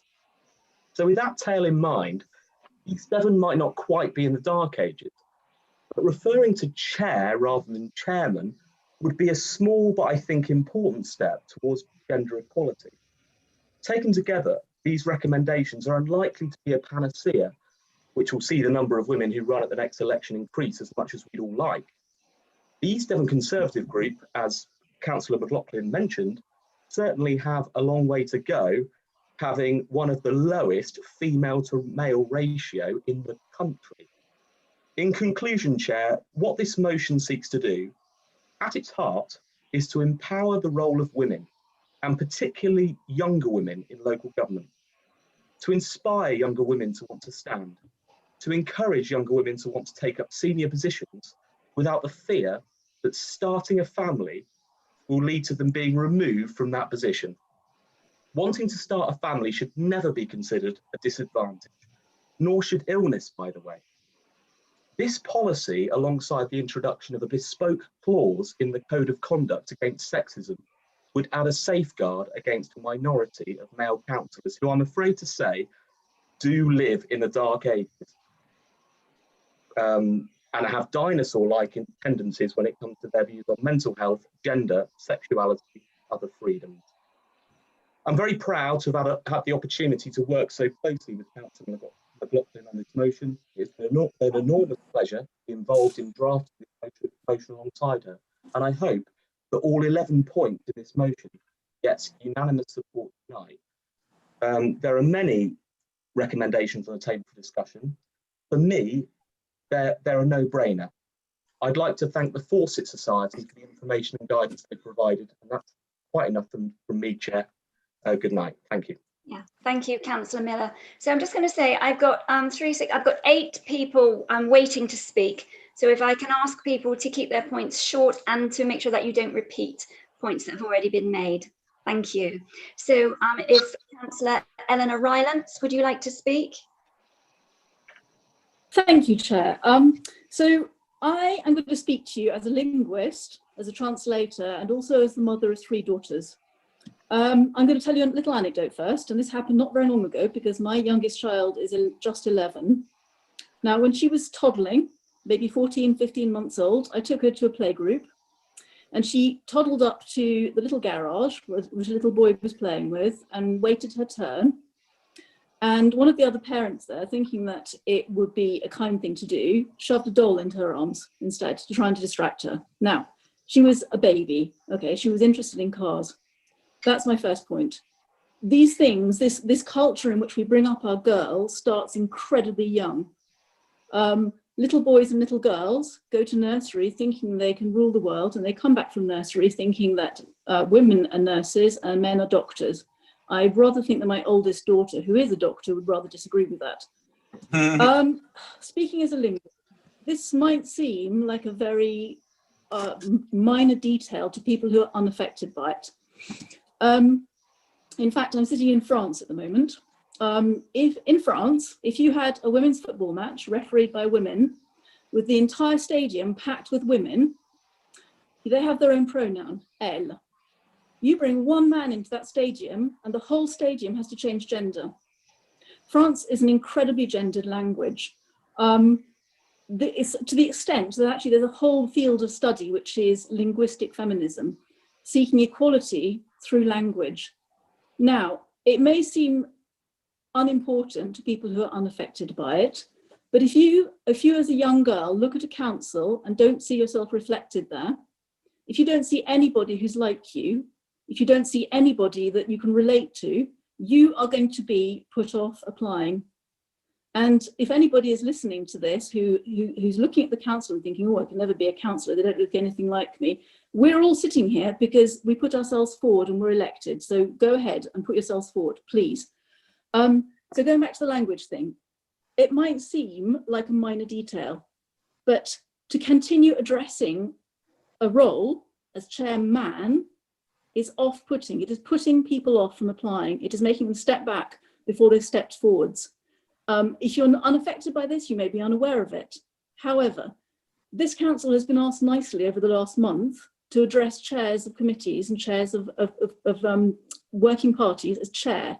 And I have witnessed in many, many meetings since then, particular councillors falling over themselves to produce tortured locutions to show how much disdain they have for this request.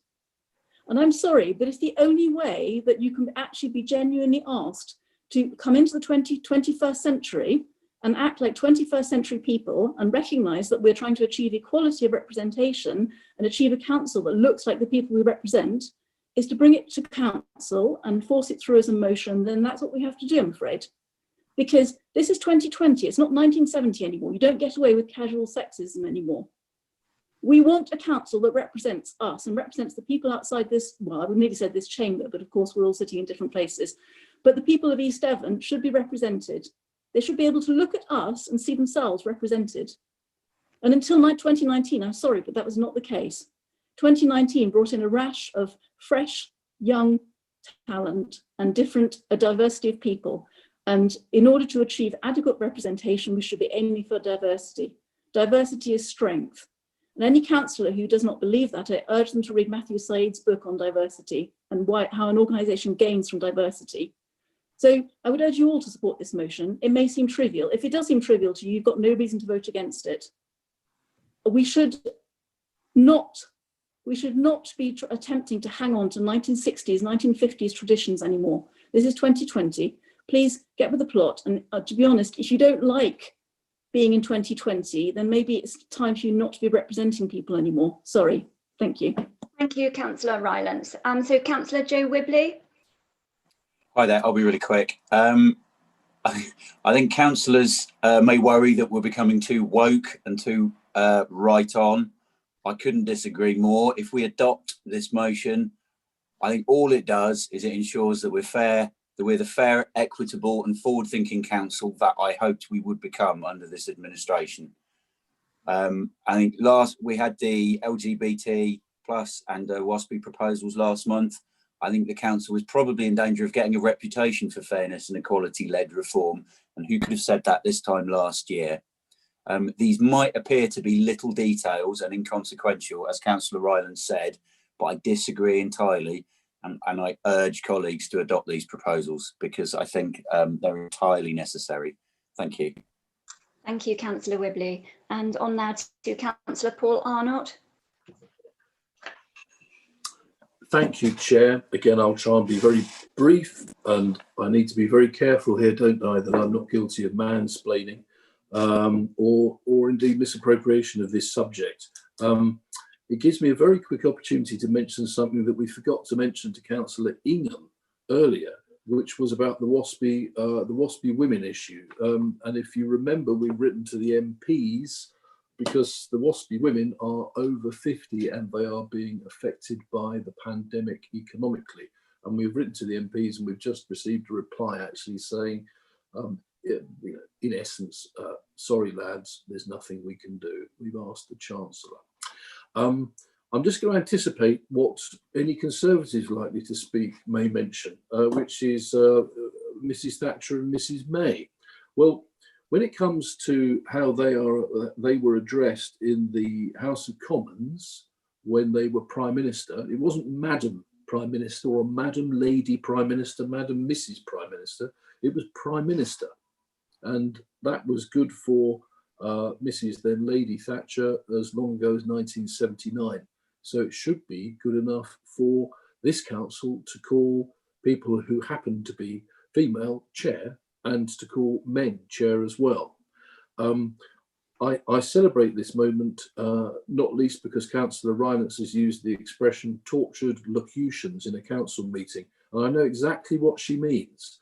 The sardonic little edge from certain councillors who think this is funny, but it isn't really in any sense funny.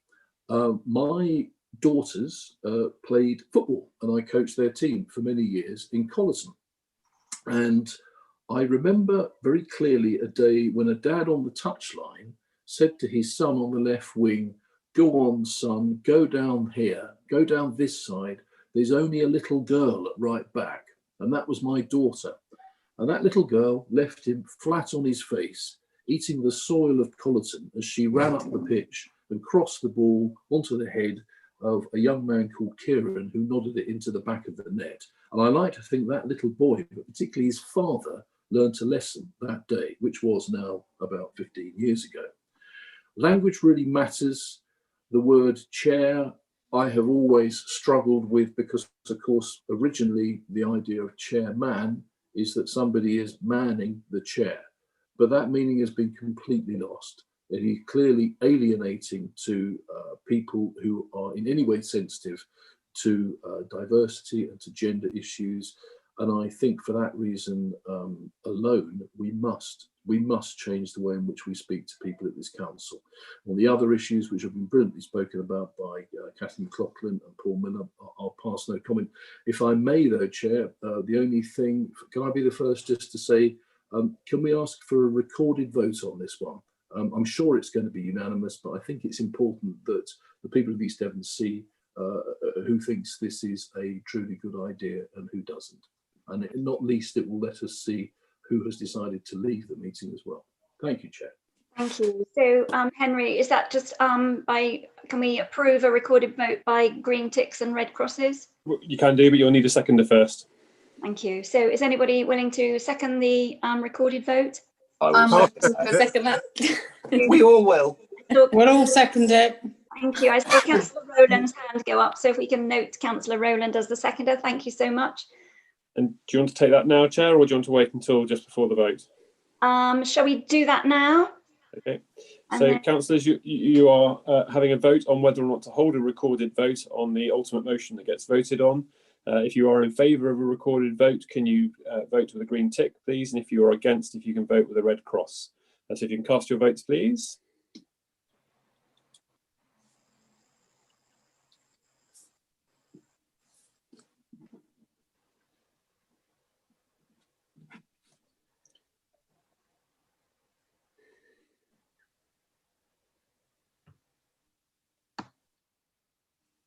Well, I can tell by the ticks that it's carried. Carried. Yes, a majority, clear majority. Majority. Thank you so much. Yeah. So moving on then to our next speaker, which is Councillor Paul Hayward. Thank you, Chair. Well, I mean, it goes without saying, I wholeheartedly support this motion and all it stands for and all it aims to achieve. Simply, we need to bring ourselves into the 21st century and provide equality for everyone. There's no reason why not to. Anything less simply seeks to demean the female gender and our female members. It should be noted, and I take members' memories back. I've only been a member since 2019, but I've attended a great many meetings of the District Council as a member of the public. My mind goes back to 2014, when the former leader of this council, Councillor Paul Diviani, in a debate about the Knoll, referred to former district councillor Claire Wright as young lady. In a public meeting of this council, Councillor Diviani referred to Councillor Claire Wright as young lady. Now, during that meeting, I didn't hear Councillor Diviani refer to other members as old men or young men or old women, but he did it in a derogatory, intimidating and deliberately offensive way. Thankfully, as I recall at the time, Councillor Wright laughed it off. Why would she do anything other? But it shows that it was an ingrained culture. It was used as a method to intimidate, to bully, to harass and to harangue. And I'm afraid that goes on today. Only at this meeting this evening, a member of this council referred to our chair by her first name.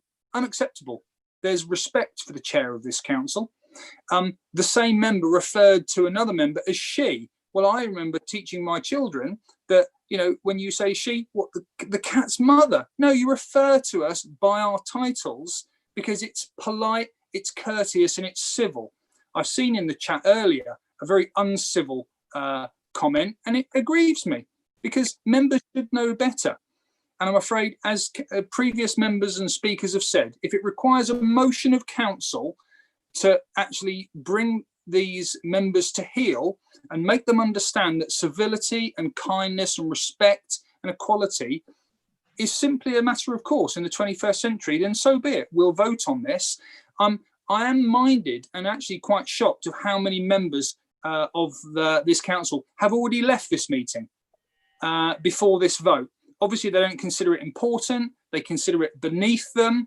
And I would like, when the recorded vote is tallied, I think it will be telling to see who was at this meeting and who has now left, because the proof of the pudding will be in the eating. So I wholeheartedly support this and hope that it leads us to be a more progressive, forward-thinking council in future. And that can only be a good thing. Thank you, Chair. Hear, hear. Thank you, Councillor Hayward. So the next blue hand that's up at the moment is Councillor John Loudon. Councillor Loudon, do you wish to speak? Thank you, Chair. And I use Sorry, Chair, to interrupt. Yeah, there were a number of blue hands that came up before the green ticks. Just hold on, Jack. So I have a list of those people. So okay. I have a list. I've got Jack Rowland, Vicky Johns, Councillor Moulding, Councillor Ragg, Councillor Loudon, Councillor Parr, Councillor Hall and Councillor Bailey. So okay. I've got Thank you, Chair. My apologies to Councillor Loudon. I didn't mean to interrupt. Yeah. I was just worried that perhaps that might have been overlooked. Thank you. Thank you, Chair, given what you've just said and what Councillor Rowland's just said, I'm happy to stand aside and wait my turn. Thank you. So Councillor Rowland, please go ahead. That was very gentlemanly of you. Thank you, Chair. I should also be very brief. I'm really proud to be part of this administration and congratulate Councillor McLaughlin and Councillor Miller for bringing this motion forward. Obviously, I'm male. I'm 70 years old. I can remember starting work in the 1960s. And when I think back and hearing quite often the phrases that used to be used, I cringe. And I've also cringed to hear how you've been addressed quite often instead of just using chair. I'm really proud to see this being put forward this evening and being able to support it and being part of this administration, which is forward thinking along these lines. Thank you. Thank you, Councillor Rowland. So our next speaker is Councillor Johns. Thank you, Chair. I'd like to say that I'm actually quite shocked that we have to bring this motion to East Devon District Council, to all of the councillors. It couldn't have just gone through. The fact that it has to come as a motion. I'm the first female mayor of Otley St Mary Town Council, and I thought East Devon District Council was supposed to be more progressive. It just surprises me that in 2020 we're still having to remind people to be civil to each other and to just be kind and civil. If you can't be civil to each other, then just don't say anything at all. I'm just shocked by the fact that this motion has to be brought, and I fully support this motion, and I'm really glad it's going to recorded vote. And I am quite honestly disgusted by some of the councillors who don't think this is important enough to even stay on. They're quite happy to put all of their comments in when it's something that they're interested in, but something that doesn't affect them personally, they've just left. I think that's terrible. Thank you. Thank you. And Councillor Moulding. Thank you, Chair. After 33 years of being a councillor and always addressing the person who mans the chair by calling that person chairman, I have to say it will be very difficult for me to change my ways, but change my ways I shall need to do. And I shall apologise now if I forget that I should be calling a person by an inanimate object like a chair, because for years, chairman means the person meaning the chair, and a manhole, is that going to be a person hole when we talk about drainage issues? When we talk about mankind, are we going to say it's not about the mankind who we are looking to support, but it's person kind? When we talk about builders, bricklayers, plumbers, are we calling them crafts people rather than craftsmen? And if we have to take an issue to the ombudsman, do we take it to the ombudsperson? So those are the issues that I will have to get used to. I shall have to get used to saying, we're going to have to take this matter to the ombudsperson. So therefore, it will be difficult for me. I'm 100% in favour of those matters that demean those of the female variety, maternity values, rebuking all sexist comments. There should be more female councillors. All those things I'm entirely supportive of. And I guess when we receive invitations, as the chair will, for people will invite for civic occasions, the chairman of East Devon District Council to attend, perhaps you ought to turn around and say, well, sorry, I can't come because I'm not the chairman. And it will take some getting used to. I will vote for this, but I would just point out those issues. Thank you. Thank you. And Councillor Ragg, please. Thank you, Chair. Well, I grew up in an era where there was a saying, sticks and stones can break your bones, but names will never hurt you. Names still don't hurt me because I've had broken bones and all sorts of other things. And I've lived through all sorts where I've been a single parent, I've had to, support my family without a man in the family. And yet I'm considered probably the breadwinner, which I was. And I know the problems, I know the obstacles then facing women who've tried to not compete, but tried to live their lives, making a living the same way as man would. I would not, I wouldn't be offended. I'm not offended by, I'm faintly amused actually by people who address me as Madam Chairman. When I was a child, I liked Lego. I didn't like dolls, I liked Lego. That didn't make me any less feminine than my male counterpart. But the point I'm making is that although it's not offensive to the older generation, we've got to move on. We've got to move on. We've heard about the glass ceiling. There is a patronisation. I've been called young lady.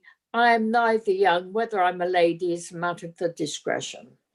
But really, it's something that I haven't taken seriously, but I do realise the social implications of it.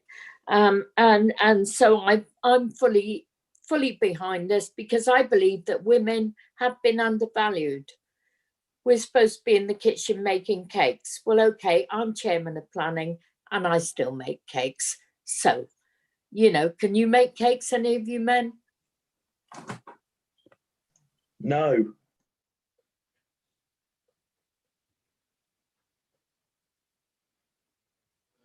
Beg your pardon. Councillor Loudon, please. Thank you, Chair. Yes, I can make cakes, but not ones that anybody really would want to eat. Right, the serious thing here. So, for nearly 40 years, I was a trade union official, and I worked with public sector and I worked with private sector employers, many of them large, well-known organisations. And my union, Unison, had a very strong ethos of wanting to bring equality in the workforce and in the workplace. And do you know what? Tonight takes me back 40 years to the sorts of discussions that went on then. And frankly, the sort of derision that we got. And I really didn't think I would hear it from one of my colleagues just now, where the puerile, and I have to say it was puerile, reference to saying, well, if we have to call you a chair, then do we have to no longer talk about manholes? I had that 40 years ago, for heaven's sake. Where are we? Where are we in the world at this point when we have in 2020 to have a discussion about how we refer to people in a non-gender way? Come on, get with it, please. This is not something special. This is about how we respect other people, how we bring equality. And this is about being in the 2020s, not the 1920s. And this is how society talks generally these days. So I really, really find it quite offensive to have the ridicule that Councillor Moulding just heaped on this by talking in the way he did. And I think people need to reflect on this. And I recall a year ago, 18 months ago, when I first became councillor, in the training we were given, one of the training sessions, a couple of us raised the issue about the use of chairman, etc. And I won't name her, but a leading woman councillor in that training basically told us we shouldn't waste our time on being PC. This isn't being PC. This is normality. This is how everybody else operates. So please stop taking the mickey and accept it for what it is. This is modern society in its diverse and equal forms. I hope everybody supports this. Thank you, Chair.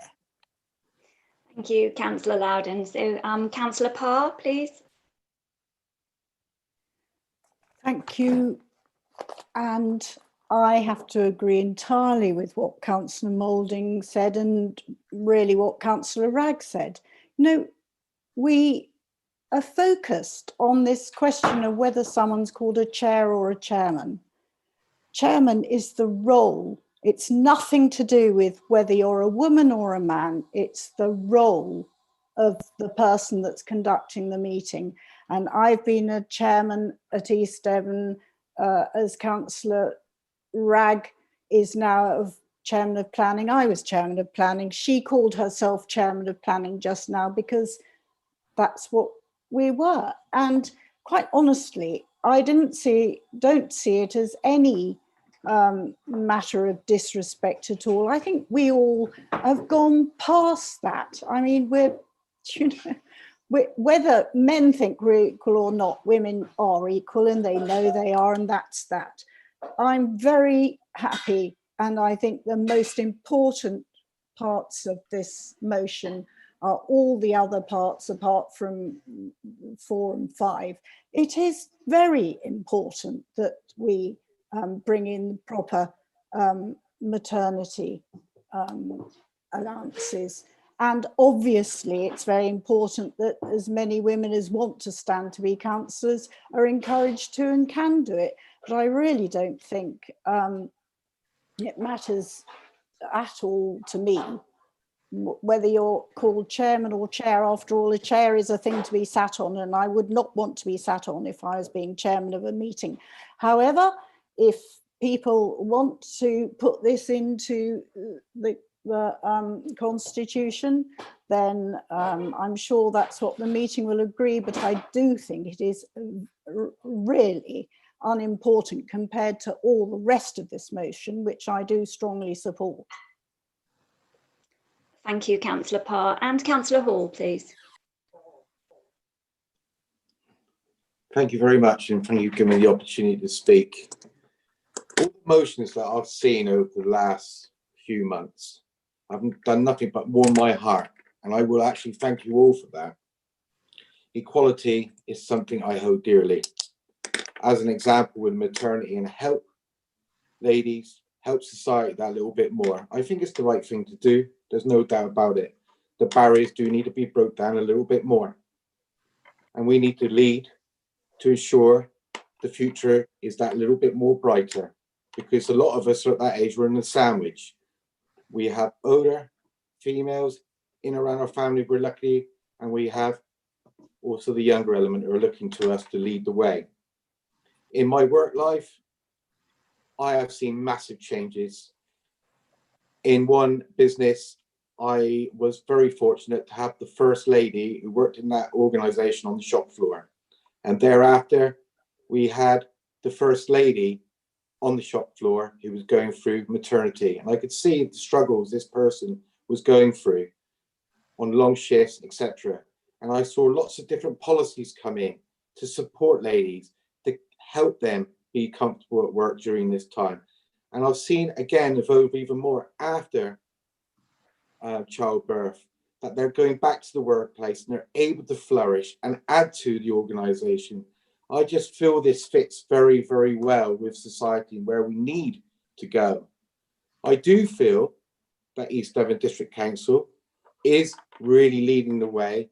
We have got lots of ladies who are representatives and good ones at that. And I personally would like to see at least a minimum of 50-50 going forward. But that's a personal aspiration. We all have been fortunate to have grandmothers, mums, sisters and daughters. And who knows, in the future, I may be fortunate to have a granddaughter. All have made us all individually and collectively great as a nation, no matter the background. We are all equal, and I wish to see this carry on. Without a shadow of a doubt, I am 100% in favour of this motion. One thing I will ask you all to consider, with these motions, what have gone through, this one and the previous, we really have turned the tide. And in future, I would welcome everybody to support DBS in future, and then we have the full set of cards. Thank you very much, Chair. Thank you, Councillor Hall. And Councillor Bailey, please. Thank you very much. Thank you very much to Councillor McLaughlin for bringing forward this motion, which I completely support. Words do matter, and I'm grateful that this change is going to be made. And I think, as well as words being important, I think that we must strive for equality of representation of women in East Devon District Council. So I hope that we will do work to understand the barriers that stand in the way of women being represented, so that at the next election that there is more diversity, and I'm hoping that that's maybe not at this particular time because of where we are in the election cycle, but I think that is something that's important to consider going forward. But yes, I completely support it, and thank you very much. Thank you, Councillor Bailey. And Councillor Faithful now.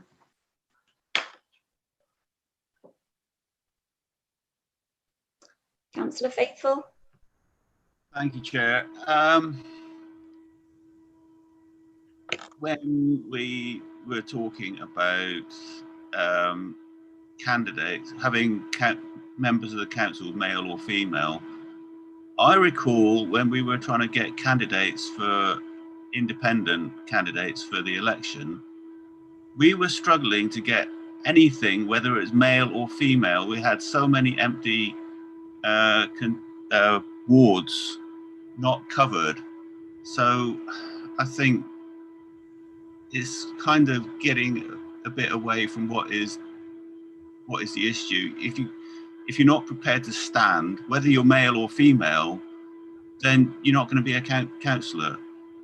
All this going on about whether you should be chair or chairman. Well, I remember a Young Farmers Club in the 80s. We had no shortage of female chairs or chairman or whatever you want to call it. And the normal phrase at Young Farmers Club was Madam Chairman.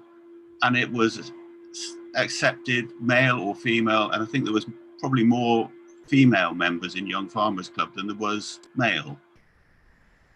I think this is getting a bit over the top. I do support equality and things, but getting worked up over a few words, whether it's chairman or whatever, it's whatever you're saying, you're showing respect to the chair. Whether you are calling that chair, Madam Chairman, chair, whatever, you know, I do think it's people getting a bit over the top. I do support equality, but you know, accept some people, other people's words may not be quite the same words that you might use. Thank you, Councillor Faithfull. So Councillor Desaram, please.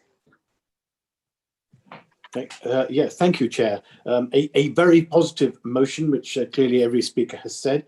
My question is about point 10, about the research that found a third of female councillors experienced sexist comments. I wondered whether through the council we could find out what actually happened to these particular, or not happened, but find out what has happened to these particular third of the female colleagues, and whether the Fawcett Society has actually encountered other phobias, homophobia, racism, or whatever, because I think that that's something that also needs to be brought up as well.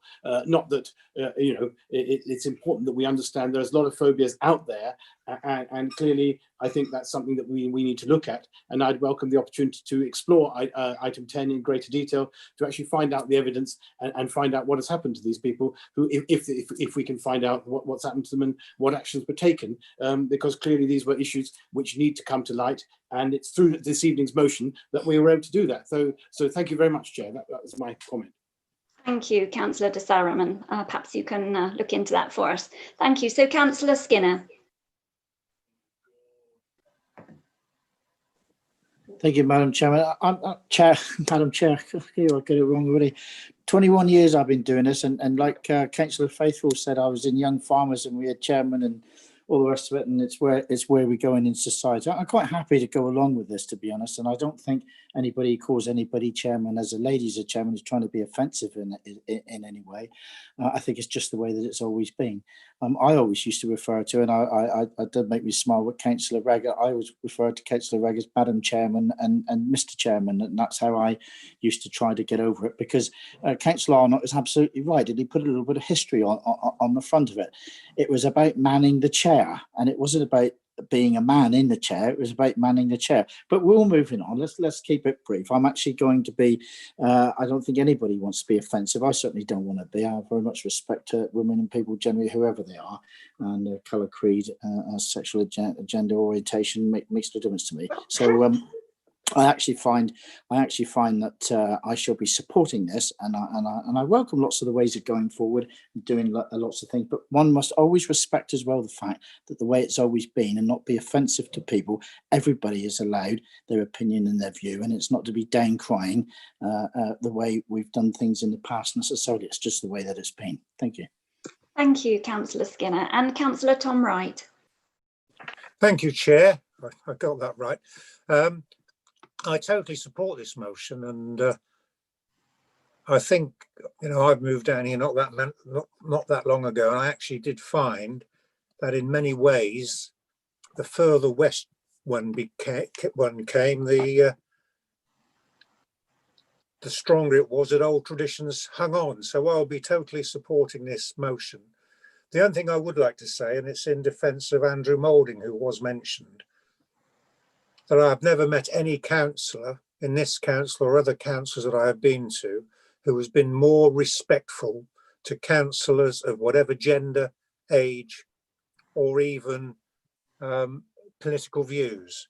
And I know that Andrew has been a councillor for so many years, and I suspect he will still find it difficult from time to time to forget the ways that he has been trained and brought up.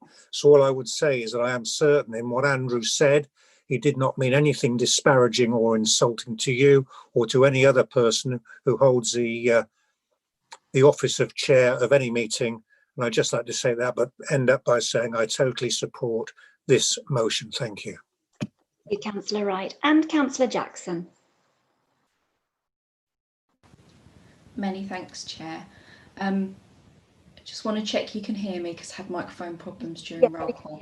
Thank you. Marvellous.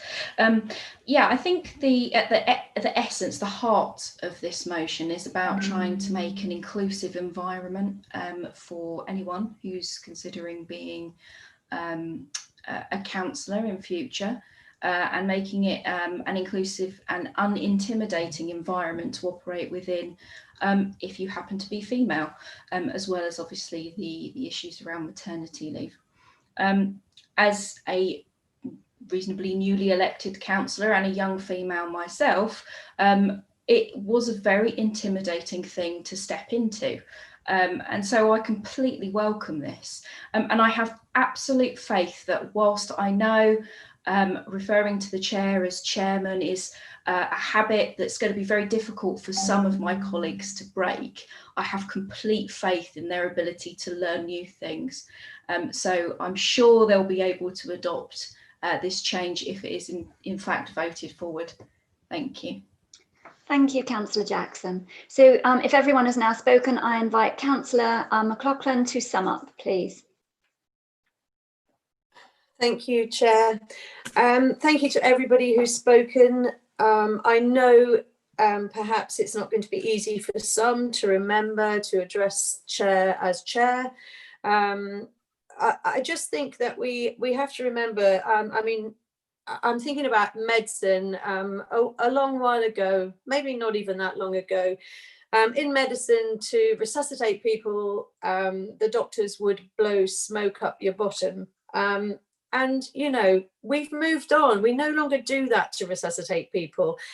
And it's the same in anything. We have to move on. We have to progress and evolve. And I thank everybody this evening for their comments. We got very carried away by Chair, but there are other important issues here like maternity leave and just to keep a lid on any sexist remarks that might occur when we're back at Chamber, because it doesn't usually occur because we're on Zoom. But thank you everybody for your support this evening, and I hope that you will find it in your hearts to support this motion going through. Thank you. Thank you. So now I think it's over to Henry to just sum up the proposed recommendations. Or are we just going to go straight to the recorded vote, Henry? Well, yes, I'm just going to summarise that the councillors are voting in favour of the motion as printed. It is a recorded vote, so you'll be asked whether you are in favour, whether you're for, or whether you are against, and also the result will be announced at the end. Thank you.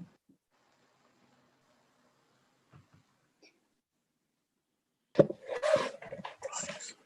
over to Democratic Services Officer to go through the recorded vote, please.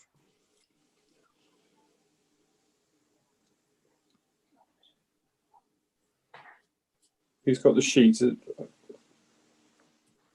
Sue, you're on mute. I think it's Sarah. I think Sarah Yes. I think Sarah's going to do that, Chair. Yes. Okay. Okay, shall I do it? Okay, right. Councillor Allen. He's left the building. Okay. Councillor Armstrong. For. Councillor Arnott. For. Councillor Bailey. For. Councillor Bickley. For. Councillor Blakey. For. Councillor Brown. For. Councillor Cahill. Abstain. Councillor Chamberlain. For. Councillor Chapman. For. Councillor Chubb.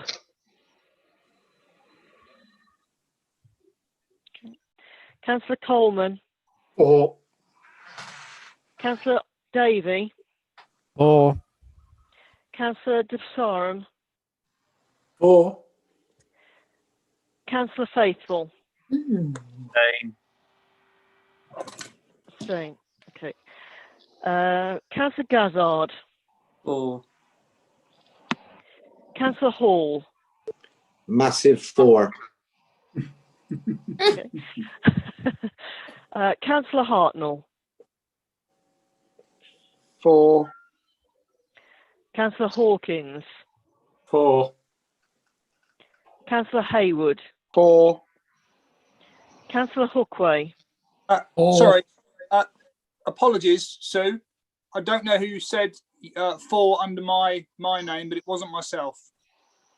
Oh, okay. But just for point of clarity, I am entirely for it, but I just think there was something going on there. Thank you. Okay, can I just go over the last couple of names then, please? Councillor Hartnell. For. Councillor Hawkins. For. Councillor Hayward. 4, thank you. Okay. Councillor Hookway. For. Thank you. Councillor Hughes.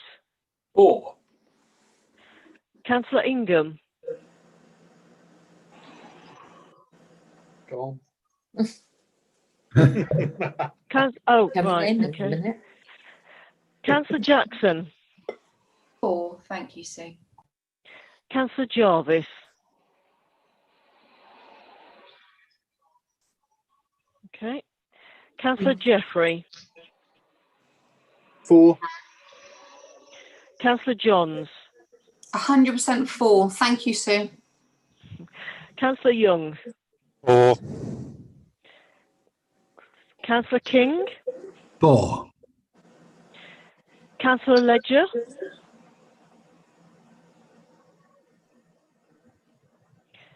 Councillor Loudon. In favour, Sue. Thank you. Councillor Manley. For. Councillor McCollum. For. Councillor McLaughlin. For. Councillor Miller. An even more massive 4 than Councillor Ian Hall. 4. Councillor Moulding. For. Councillor Parr. For. Councillor Pook. For. Councillor Pratt. For. Councillor Ranger. For. Councillor Rickson. For. Councillor Rowland. For. Councillor Rylance. For. Councillor Skinner. For. Councillor Taylor. For. Councillor Thomas. For. Councillor Twiss.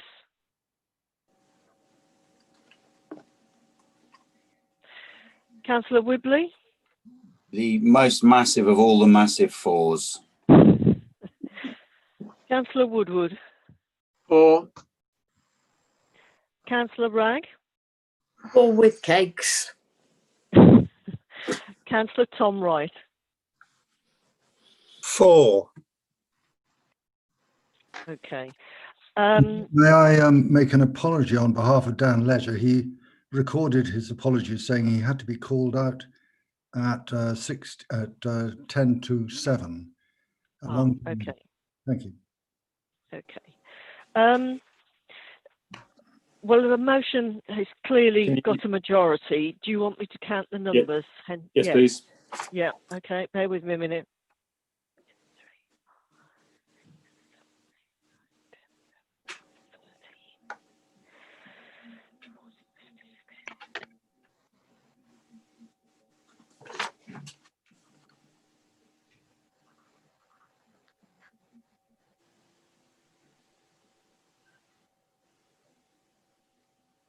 Okay, 43 has voted for, 2 have abstained. Thank you very much, Sue. So that brings our meeting to an end, and I would like to thank everyone, including any members of the public watching online, for taking part.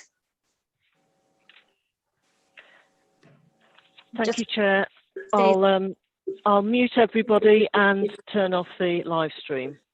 Oh, it's gone. Thank you, Val. Thank you, Thanks, Chair. Val. Very well chaired.